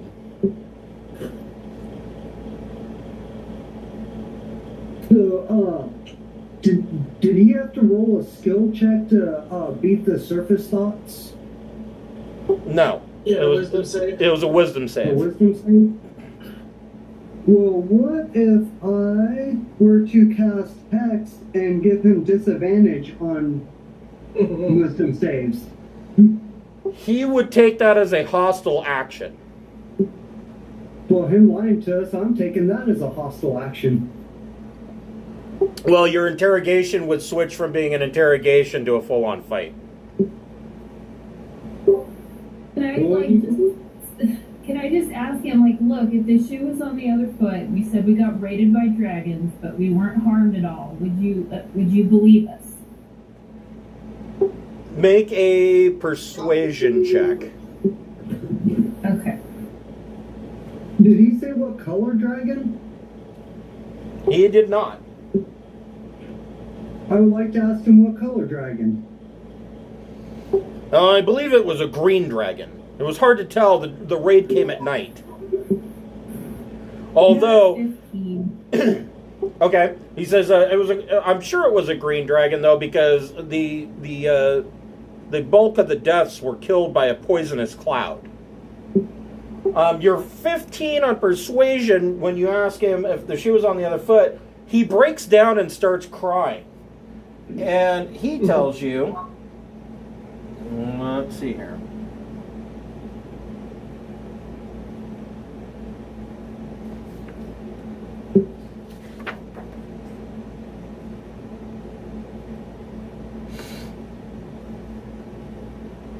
He confesses, he says, after seeing my wife killed, I found myself face to face with Neuronvein in the thick of battle, and I begged for my life. I offered anything in return. Neuronvein took me up on my offer, and he agreed to spare me and leave Altrand intact in exchange for information on other settlements that would become targets of the cult's next round of raids. I'm so guilt-ridden. Everybody roll, or actually Elmira, roll a history check.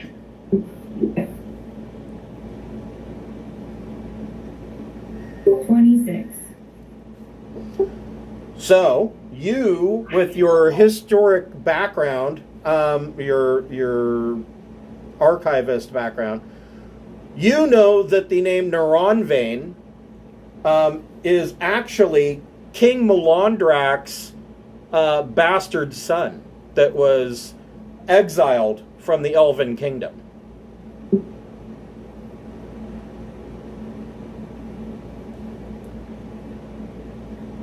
Well, it's all making sense now. Okay.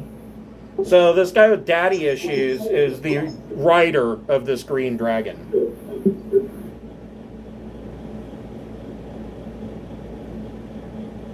Okay. Well, at least we know the truth now. Like, I'm not mad at it, really. I mean, maybe he feels super guilty, but I'm not going to be a jerk about it. Okay, that makes sense. We should probably find out what settlements they are, though, so that we can warn them potentially. Yep. If you work with us, we can help you. So Shredder and Yip, you guys, if Yip is helping Shredder, Shredder can make another survival check at advantage. Here we go. Woohoo! 25.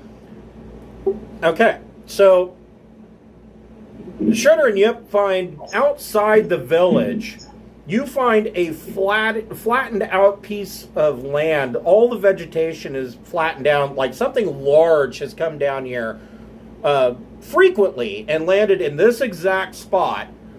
And it is about the size of a dragon. And you can see that there is a trail leading off through the misty forest that looks like it probably leads or may lead towards the dragon's lair. Shall we? You sure it's not crop circles? It might be aliens. I don't know. I Go for the 2x4 and a map. that hits close to home. Last night I watched the Ancient Aliens episode about Skinwalker Ranch, so... Nice.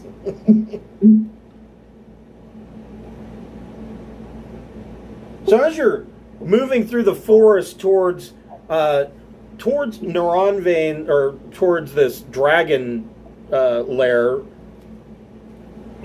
you hear the sound of a large crack, like a tree falling followed by a whooshing sound and the sound of a large tree falling, and you hear a scream, a woman's scream, come from the forest.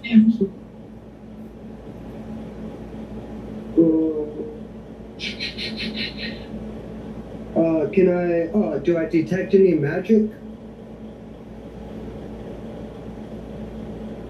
Are you casting Detect Magic? Yeah, what was that, Eldritch Sight, innovation. In the I think it only distance, has a range- in the I think distance, it's only a 60 foot. yeah, at the edge of your vision in the fog, two trees start to glow as if they're magical. I will definitely point that out to the group. Watch out for those things. You hear the woman scream again, "Help! Help! I'm trapped!" Fine, we should go. Should we, like, not split the party, but, like, kind of take it from two separate angles, so if there is a trap, we're not all getting trapped at once? Sure. Sounds good.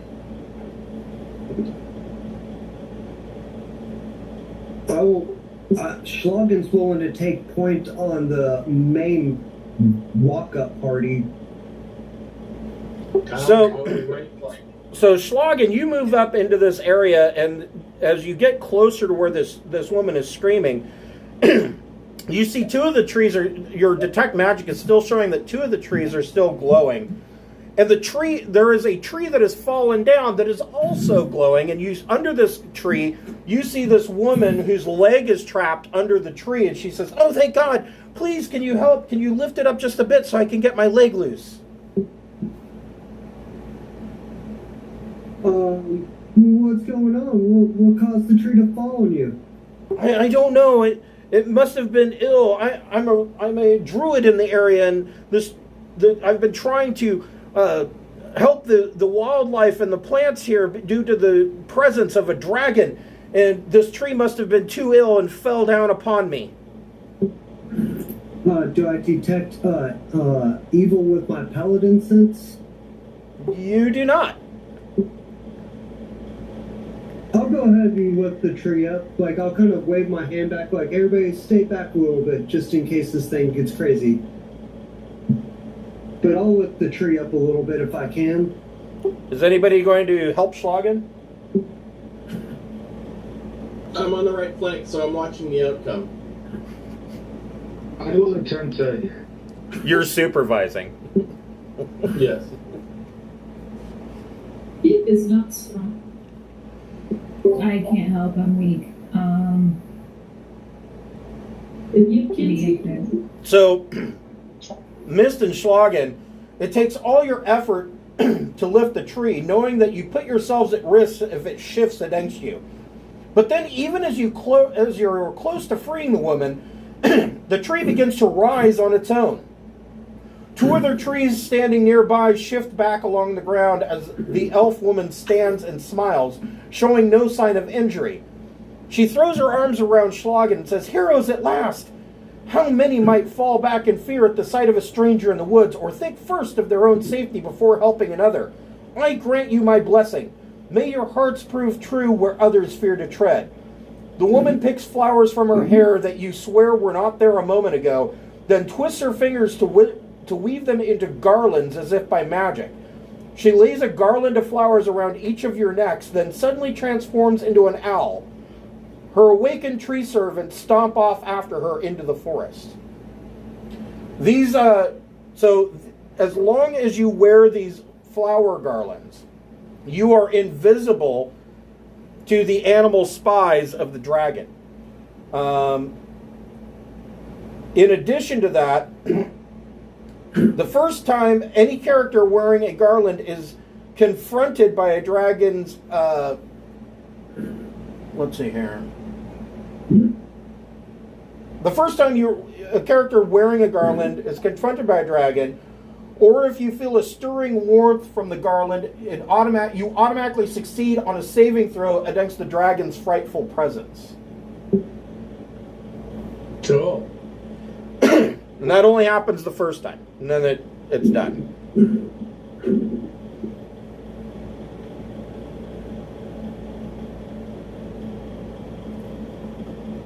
I think I got a stalker. Oh.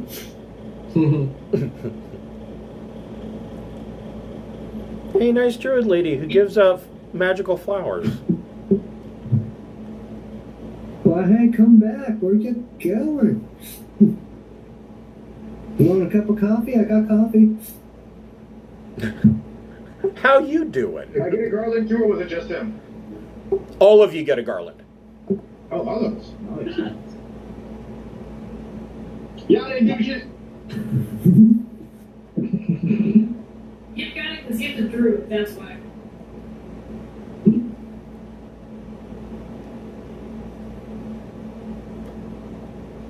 Well, you should have asked for some pointers. But hey, can you turn into some other stuff so I can see it? Then I can be that too. Yeah, yep. Wait, come back. I want to ask for some pointers.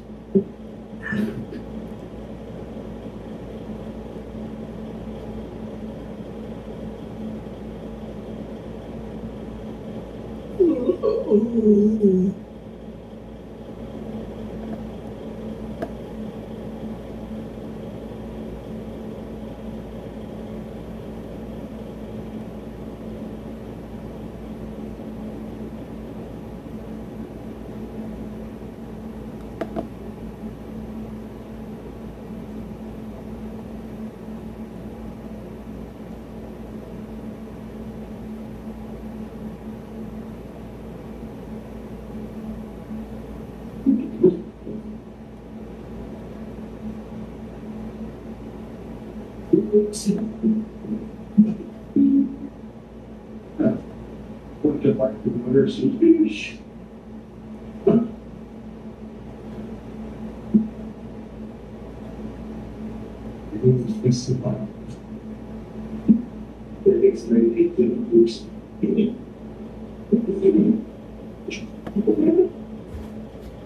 Okay, so as you're heading through the forest, and hold on here, let me explain a little bit more about what you're seeing. Oops. Ooh, are there rare herbs in this forest? I like rare herbs. As you're moving along this path, yeah, you can go ahead and make a survival check for foraging. Sweet. You looking for Apparently not. I got a 5. Why? Nope, you don't find any. But as you're moving deeper along this path, you find that thickets are forming labyrinthine passages along this path, and they grow as high as 10 feet high, with 10-foot walls that block your line of sight. They're slowing your movement down.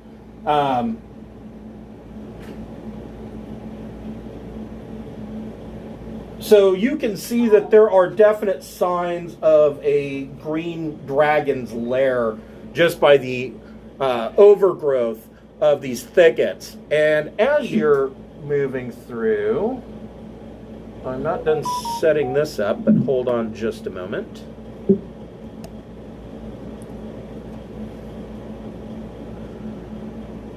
I need...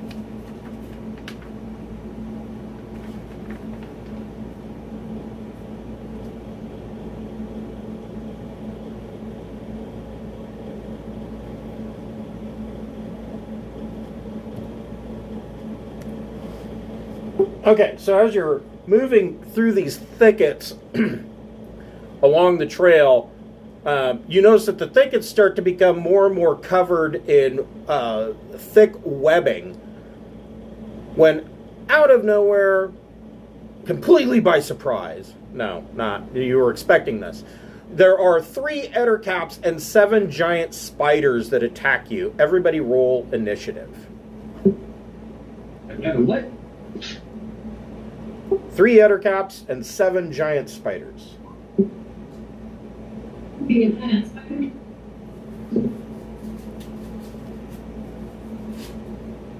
Okay, today is a roll the dice with the right hand and not the left hand day. Anybody else have those kind of days? I got 18.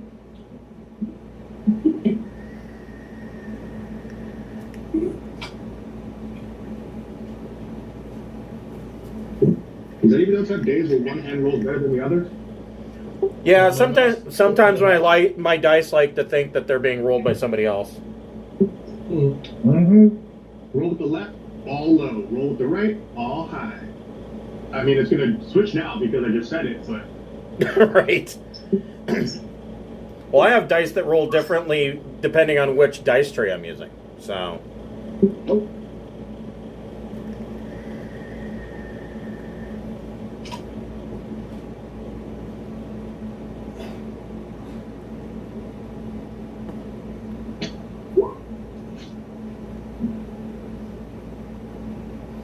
So it is a garland of flowers that it hides you from the dragon's animal servants, and it protects you from the first time that a dragon uses a frightful presence on it. You have was it advantage?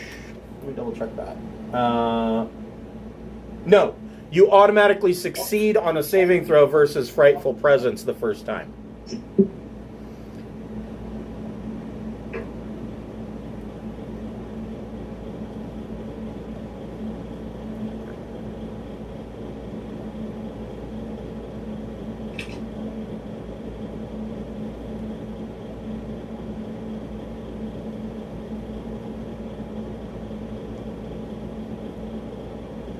Okay, so Mist, what would you like to do?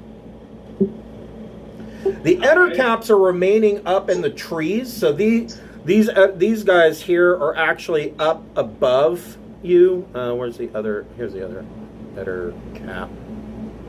Up here and down here. These guys are actually up in the trees. The spiders have dropped down to attack you directly. How high up the trees are the ettercaps? 30 feet. Okay. Okay.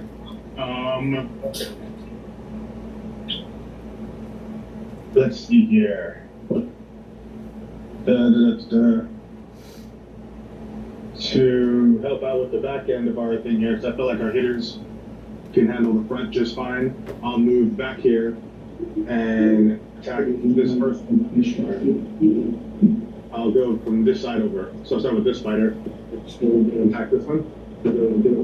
Okay, go for it. 25 to grit. Oh wait, that's right. I get advantage because they haven't gone in battle yet. Right. Yeah, only improved by 1, but 26. Yeah, that hits. Alrighty. Where are my d6? Yes, people's lives. Alrighty, there we go. That's 10, 19, 23 damage. Okay. So, do you have a second attack? I do. Every single one was 45. Please, I don't know what to do. There's spiders. Does a 17 hit? Yes, it does. Alrighty. I only get 1 sneak attack, so no more sneak attack. This turn. For 16 damage. Okay, so this spider you put down. Alrighty. And then with my bonus action, I will move to this one since I'm sure I have movement left because I have stupid amounts of movement. And I will do a flurry of blows on it. Okay, go for it. I forgot how that works. Stupid me. How does flurry of blows work? I forgot. I don't want to do it, but I forgot how. So you spend a key point and you get 2 more attacks. Okay, so just do 2 unarmed strikes. Okay. 26 to hit? But technically, they don't have to be unarmed attacks. You could make flurry of blows. All it says is to make a melee attack. So you could use your short sword if you wanted to. Weapon. I didn't think about that at all, ever. Yeah, it's one of the few items in the game or in the 5th edition that are very nuanced. You have to be very careful about when you read it. It doesn't. You're assuming that it has to be a unarmed attack, but that's not really what it says. It says a melee attack. So I get 2 more attacks with my flame tongue. Okay. Do I have to roll to hit with both of them or just the first one? Both of them. Okay.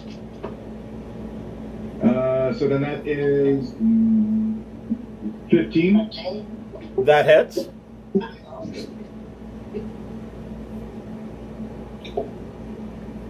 And a soft 20. That definitely hits. And 13. Okay, so this spider is still up. Alrighty. Shredder, what would you like to do? I will rage your rage. Rage you my rich. And I get half my movement with the rage bonus action, and I move up to 40 feet, so I'm going to go climb up this tree and attack the other cat. Go for it. Reckless. 26. Yes. 25 points of damage. Second one.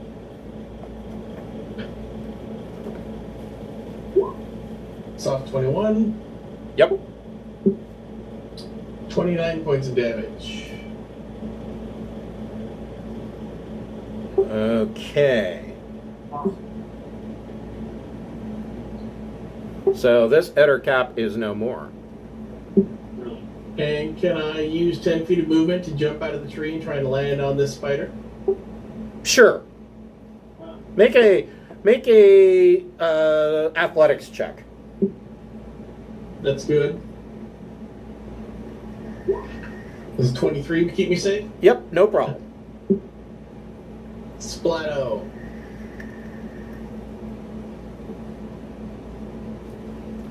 Hulk smash. Okay, so what's your strength modifier? 5. Painting.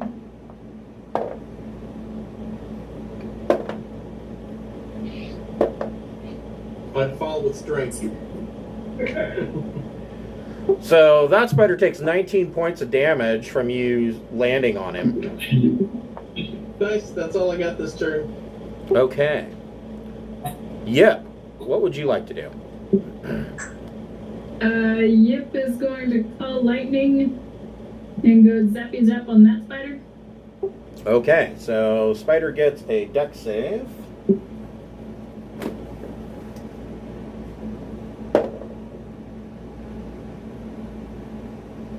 (23) to save. That is a maneuverable spider. Nimble minx. Well, that's still only half, so haha.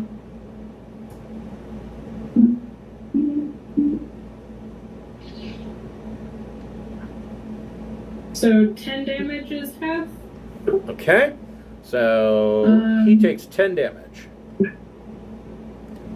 And then for my bonus action, I'm going to turn into a giant snake. Okay. And I'm going to move over here and try to... Can I nom it after I casted my spell? Nope. You're out of attack. You're out of actions. Well, then I'll move over there Okay. and go hiss.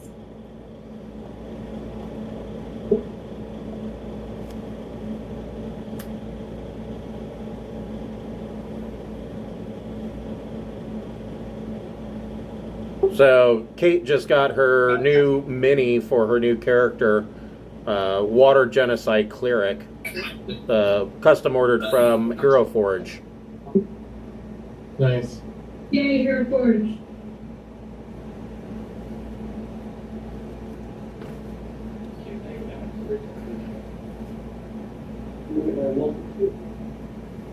Okay, so this Ettercap here is going to attempt a webbed range attack on Yip and completely blow it with an 11.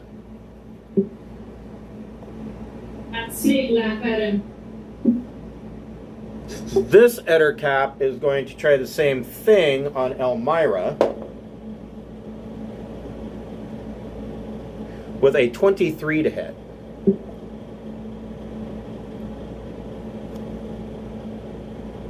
Yeah, that hits me.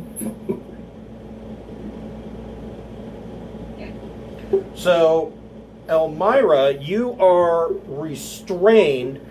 This web comes out and wraps around your throat like a garrote, and you are restrained by this webbing, and you are in danger of suffocating. Let's see here.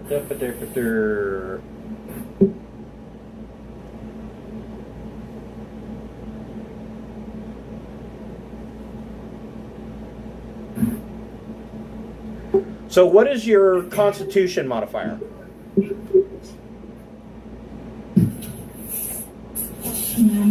Check.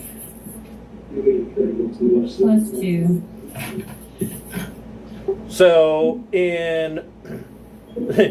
so you can hold your breath for 3 minutes, and then so in 30 rounds you will start to be in danger of suffocating. But right now you are restrained, and on your next turn you can make a DC 11 strength check to break out of this webbing. But until then you are stuck.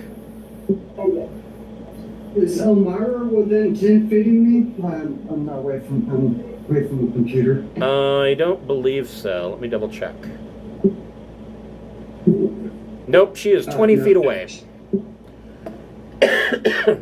On my turn, since I'm right there, would I be able to cut her loose as my action? You could, but it's Elmira's turn, so Elmira, do you want to try to break... When it gets to me. Yeah. If she doesn't make the save, when it gets to me, can I use my action to cut her loose? Yes. So, Elmira, do you want to try to break loose? Yeah. It is a DC 11 strength saving throw. I failed it. Alright. Jurgen can try and get me free, though, I think. Yes, hold on. Let me put Jurgen on the board for you.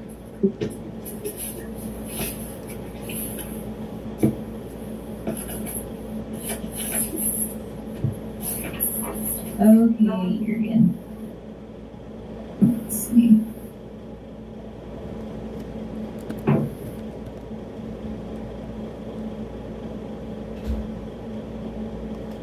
Jurgen rolled a 19 to bite the web. Yes? Yes, that hits. Jurgen can roll damage.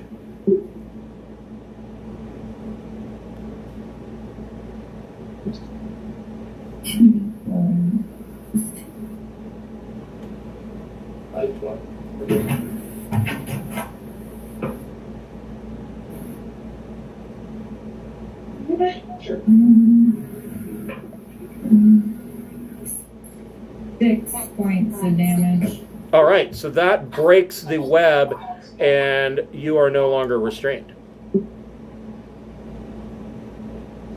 Thanks, Jurgen. Which is good, because on the Ettercap's next turn, they were going to start hauling you up the tree and hanging you. Schlagen, what would you like to do? Is this guy still up in the tree? Yes, he is. Then I will step to here. So that way I'm within the range of them. Okay. And that guy, I will fire 2 Eldritch Blasts with Agonizing and Push Power. Okay. Boot him out of the tree. Pretty much. 18 on the first one, and 17 on the second one. Both hit. Okay, that's going to be.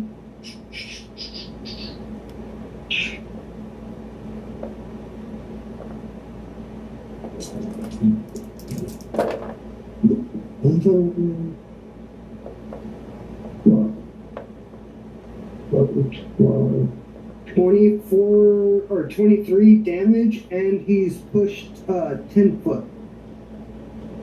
Okay. Well, 20 foot if 2 of them hit him. Ow, You ow. blast him out of the tree, and he takes an additional 9 points of damage because he falls through the trees into the ground. Yeah, that's what I was hoping. Let's see here. Bognock, what would you like to do?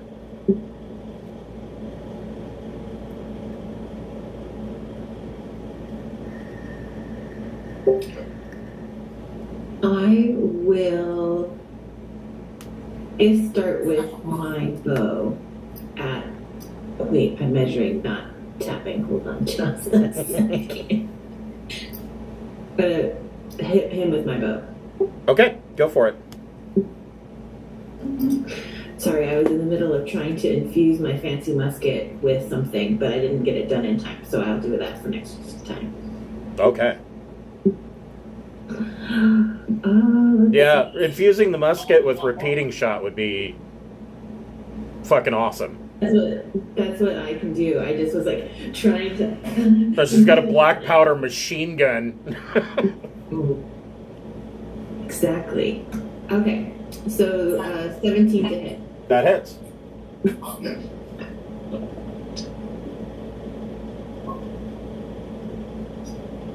7 damage. Your next shot? I'll just do that again. Same target. That hits. Nice. Nice. Okay, so he has taken 17. Anything else? Well, is he still standing? Yes. I'm going to throw rocks at him. Okay. 1, 2, 3. Two of the 14 and the 27 hit. Okay. 1, 2.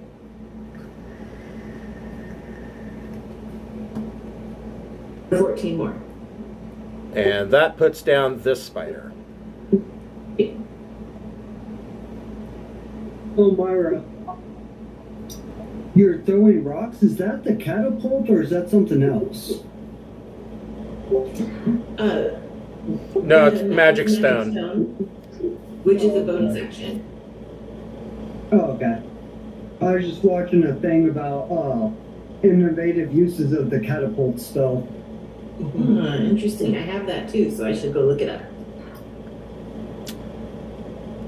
This spider is not having any of Mist shit, and so it is going to attempt to bite him. Yeah, it is going to attempt to bite him. Nat 20! Yeah! Let me know if something happens to me. I'll be back. I'm circle monitoring. So, you take 13 points of piercing damage, and you need to make a DC 11 Constitution saving throw. Okay. DC 11 Constitution. Don't forget you have a amulet. No, you have something as poison. I do have something against poison. It is. What the hell is A it? ring. I do have something against poison, and I don't know where the hell I put it. It's in here somewhere. Do you have a ring of proof against poison? This. There's something. I do have something against poison. I don't know what the hell it is. Where did I put it? I took the ring of poison resist. Oh, Ring of Poison Resist. So, Then I took it. Ring of Poison Resist would mean that you get you would take half damage. So go ahead and make your Constitution DC 11 Constitution saving throw. Okay, well I got a soft 19 plus my Constitution, so 21. So you will take half of the half. Cool. Thank you for reminding me of that ring. So you take an additional. Oh, wait a minute. Hold on.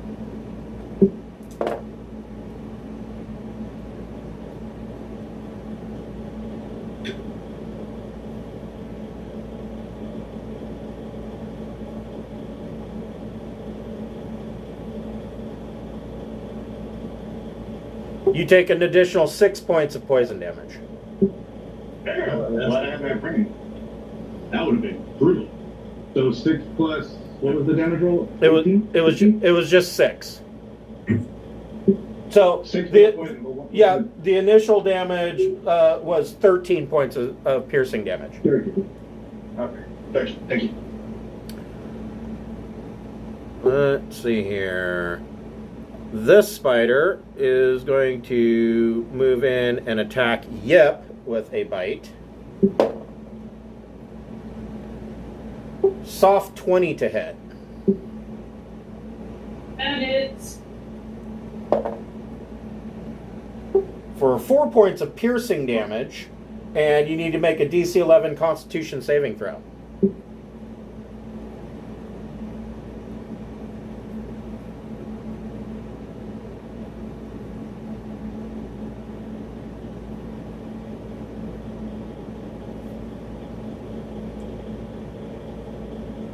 I got some range. 17. Okay, so you will take half damage. So you take 3 points of poison damage.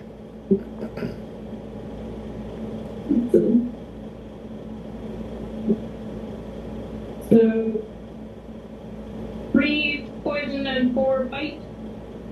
Correct. Okay. One giant spider is going to try to bite Bognock. but is going to miss with an 11. Is going to attempt to attack Shredder with a bite and miss with an 11. Cool.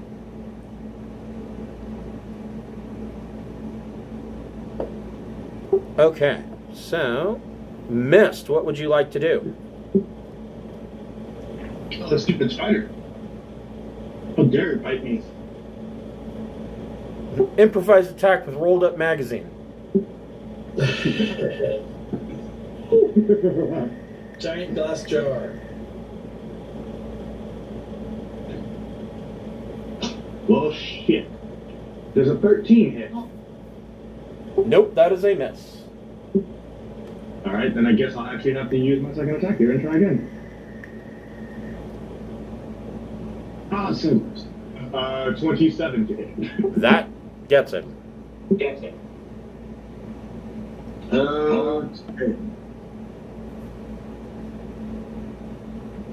It's not. 16 damage. Okay, and this spider goes down. All right, anything else for Mist? Yes. I will. Pulling the weapon is part of my movement, right? Yeah, you can draw a weapon as part of your movement. Okay, well, since I haven't moved then, I will just do that. And I'll pull out my hand crossbow and my offhand, since I have the crossbow ability thingy, so that's easy for me. Oh, son of a! Why do I keep forgetting I have that damn ability? Anyway, moving on. And I will shoot one of my poison bolts at this spider. Okay. You can do that. Do I have any disadvantage because Shredder has done the whole drop on everything? No. So this is going to be a bonus attack. You could just move and make your bonus attack if you wanted to. You don't have to use the crossbow.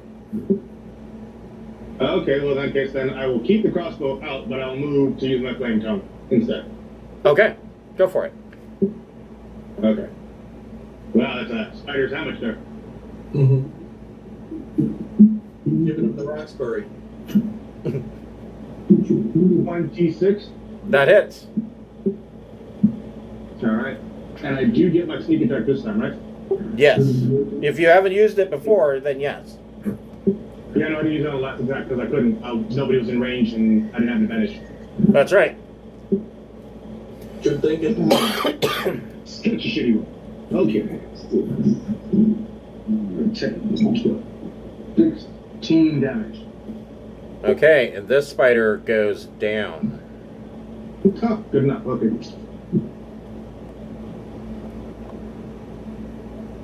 Shredder, what would you like to do?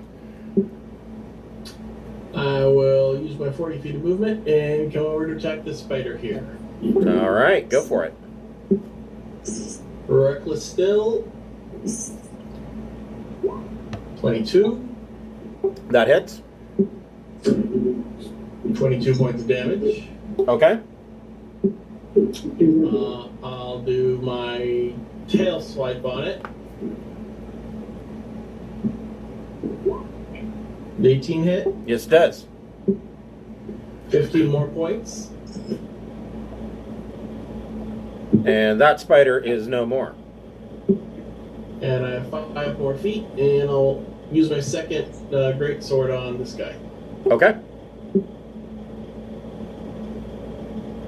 Crit. Double damage. 47 points. Jesus tits. Yeah. So this spider, you're now covered in spider goo because it just explodes. I'm all covered in goo. Okay, that's all I got this turn. Yep. What would you like to do? I'm gonna call down lightning on that cat. Okay, so Ettercap needs to make a dex save.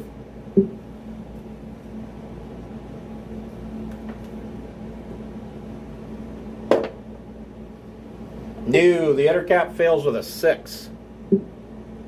14 zappy zaps. Okay, so he takes 14 zappy zap. Let me make a dex save. He stays in the tree, though.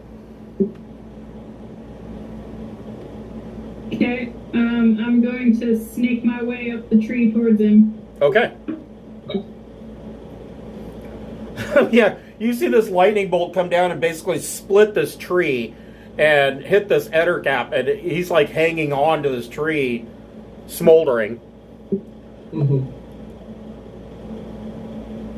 What sound do they make when they scream? It's a spidery scream. The Ettercap, let's see if his web recharges. It does not. So he moves down and engages in combat with Yip. It is going to make 1 claw attack and 1 bite attack. Claw attack is a soft 20 to hit. That hits.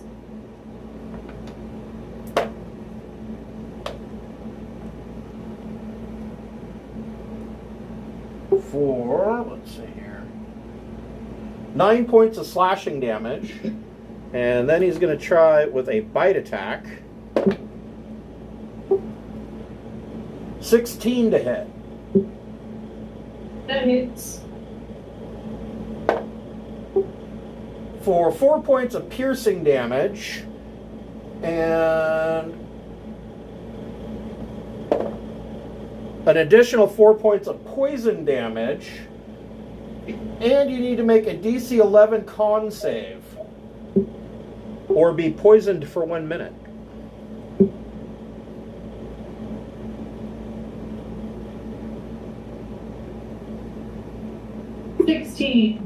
Nice. All right, so you do not get the poisoned condition. This Ettercap up here is going to move 30 feet. And can just get to a point where he can... I take it he didn't like being knocked out of the tree? Yep, he can just get to a point where he can attack Schlagen. And he is going to make a claw attack.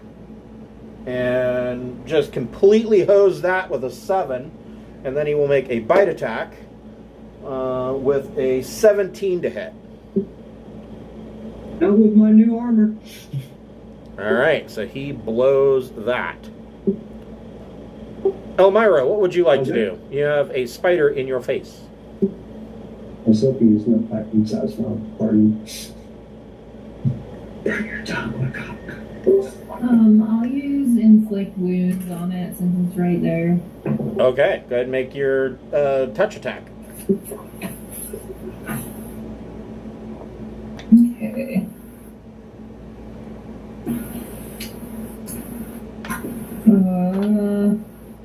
A 15. I don't think that hits. That does hit. Oh wow. Okay, cool.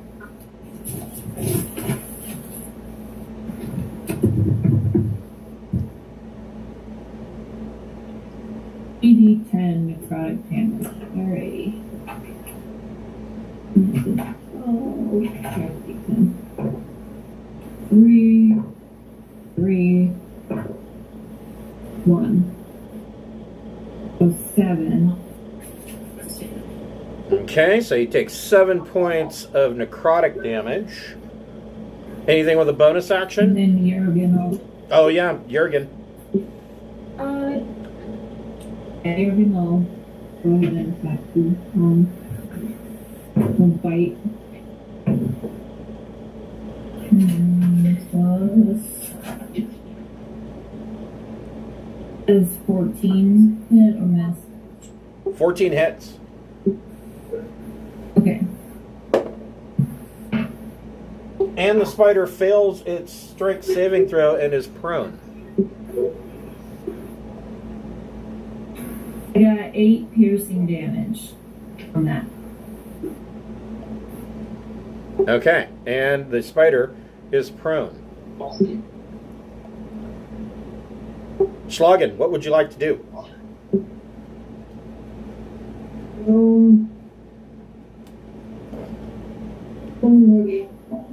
Of my spells do I want to blow?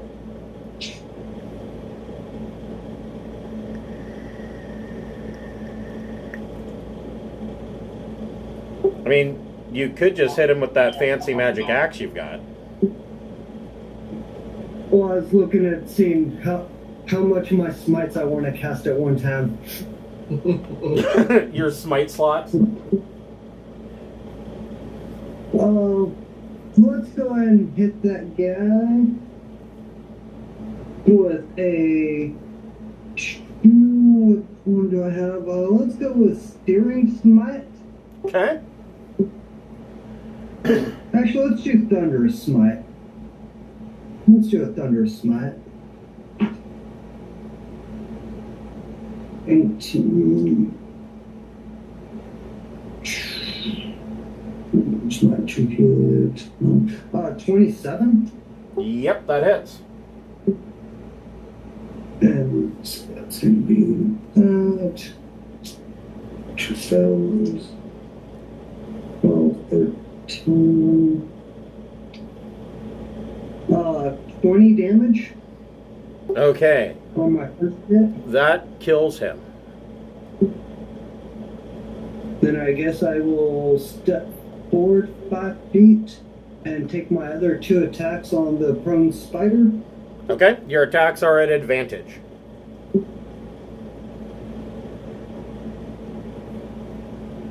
Let's see, it's going to be 25. That hits.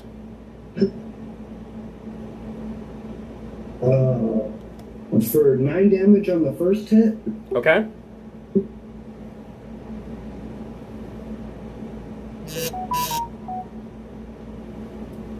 $21 on the third hit. Okay. For 11 points of damage. Okay, and this spider goes down. Actually. Yep, that's my turn. Let me clean up spiders. Is anybody rolling any saves right now for poison or anything? I don't think so. I think they're doing okay. Okay. Cool, then yeah, well, I'll stay where I'm at. So there's only the one Eder cap left. Bognock, what would you like to do? Finish him. Okay. I'm gonna go run out here so I have a nice clean shot. And now I'm gonna use my musket. All right. Okay. This is very exciting. Yeah, that hits. Awesome. See.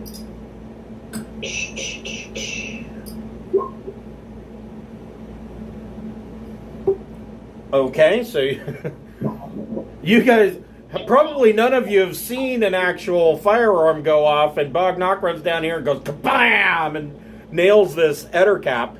Your second attack, now the musket, of course, has the loading action. So Right, but I have the repeater shot infusion. that's true. So go ahead and make your next shot. Hell yes!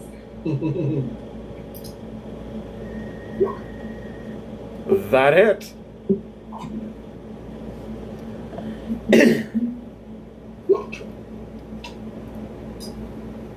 Okay, and this Eder cap falls out of the tree dead.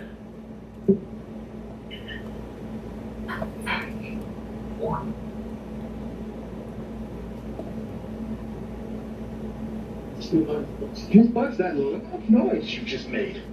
Let me group you together here. What's more unnerving, a shoulder cannon or nipple guns? Yeah, that's the most unnerving armor I've ever seen.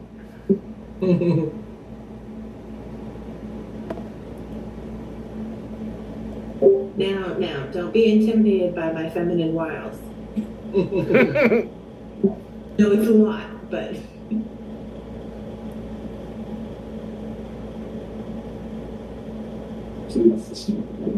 All of the intimidation. All of it.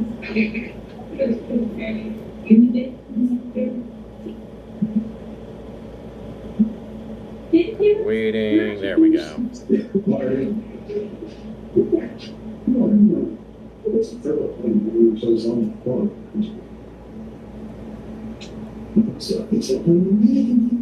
Yeah.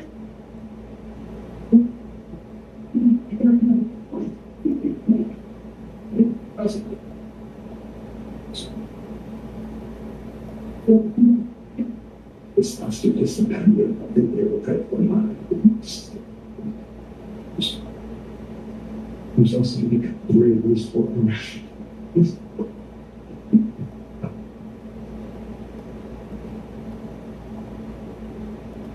There's also other parts, right?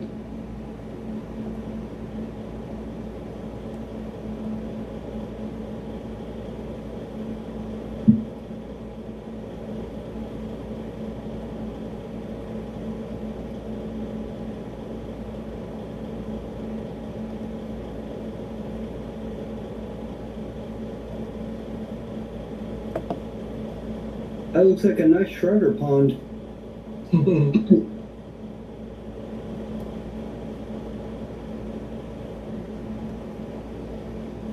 Okay.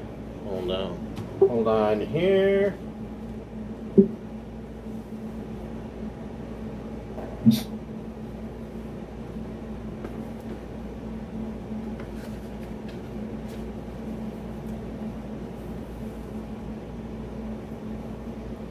So you follow the trail to its end, and you come to a pool that's at the foot of a 20-foot deep.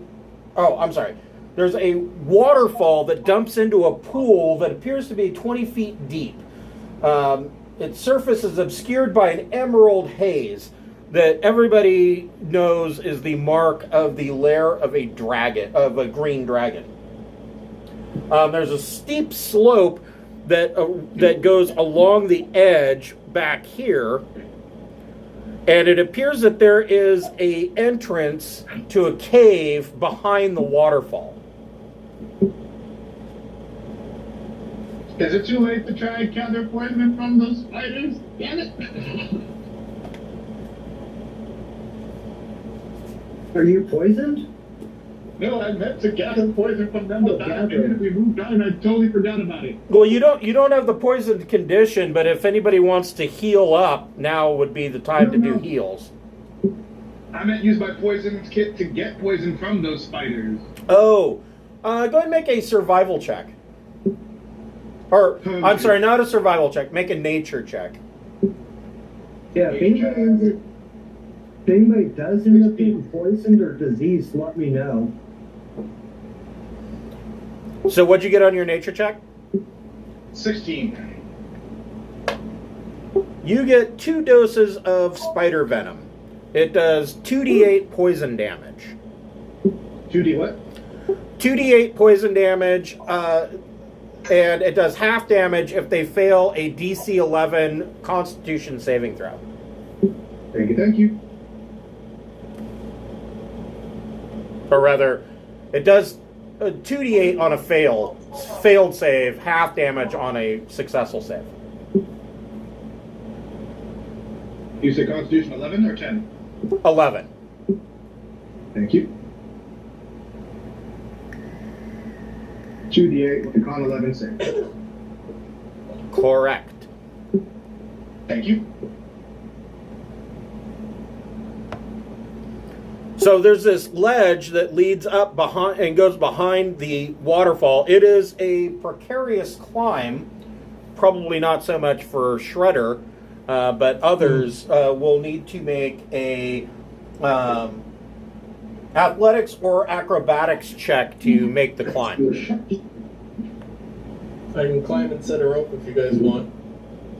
What good many ladders? 3. How tall is, how high is the climb? It is 20 feet. I have a 20 foot Oh, climb. So I'm sorry. It's 40 feet. My bad. Okay. Stop the birds. Just run up. It doesn't your monk give you walk on wall to your full movement? I don't have it yet. I'm literally one level away from it. There's like 3 levels in Rogue.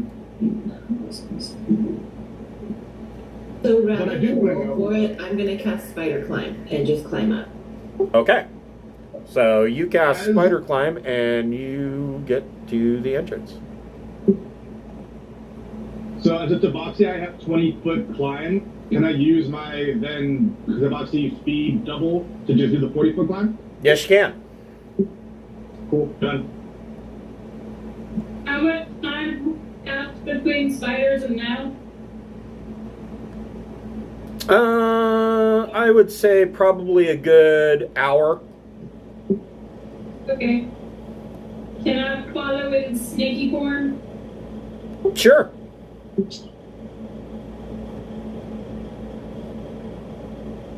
Slither. So that leaves Schlagen and Elmira. So Shredder, did you trail a rope? Yeah, I can drop a rope down. So Schlagen, you can make either a acrobatics or athletics check at advantage. Or Schlagen's lazy and he burns a spell slot and Misty steps to 30 feet into the cave. So I was trying Okay. to look up how athletics or acrobatics is calculated because I have a dog. I'm trying So, to figure out. it is based off of your dex. Acrobatics is based off your dexterity modifier, and athletics is based off your strength modifier. Okay, so alright, so that's all we're gonna. Well, Oh prevent well, fall. I I got a can climb down napkin, and so I guess. I can climb down and pick up the dog. Yeah. I rolled. Don't worry, I rolled really good. So I hugged Jurgen and he went up. I have this. barefooted I have an and- image in my head of like the old ridiculous G.I. Joe cartoons where Snake Eye's dog Timper, his wolf, is like climbing a mountain with a rope. Like the rope's in the dog's mouth. Like the dog knows how to climb a fucking mountain. Yeah. Lay on spot. We're good though. We all made it. So.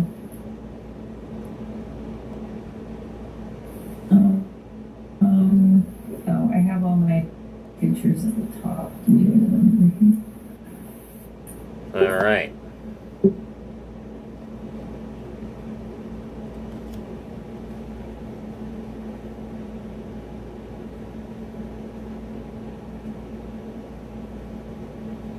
So as you come in, the cave mouth actually descends deeper, 40 feet into a area. Hold on here. There we go. Need to let me unmark this.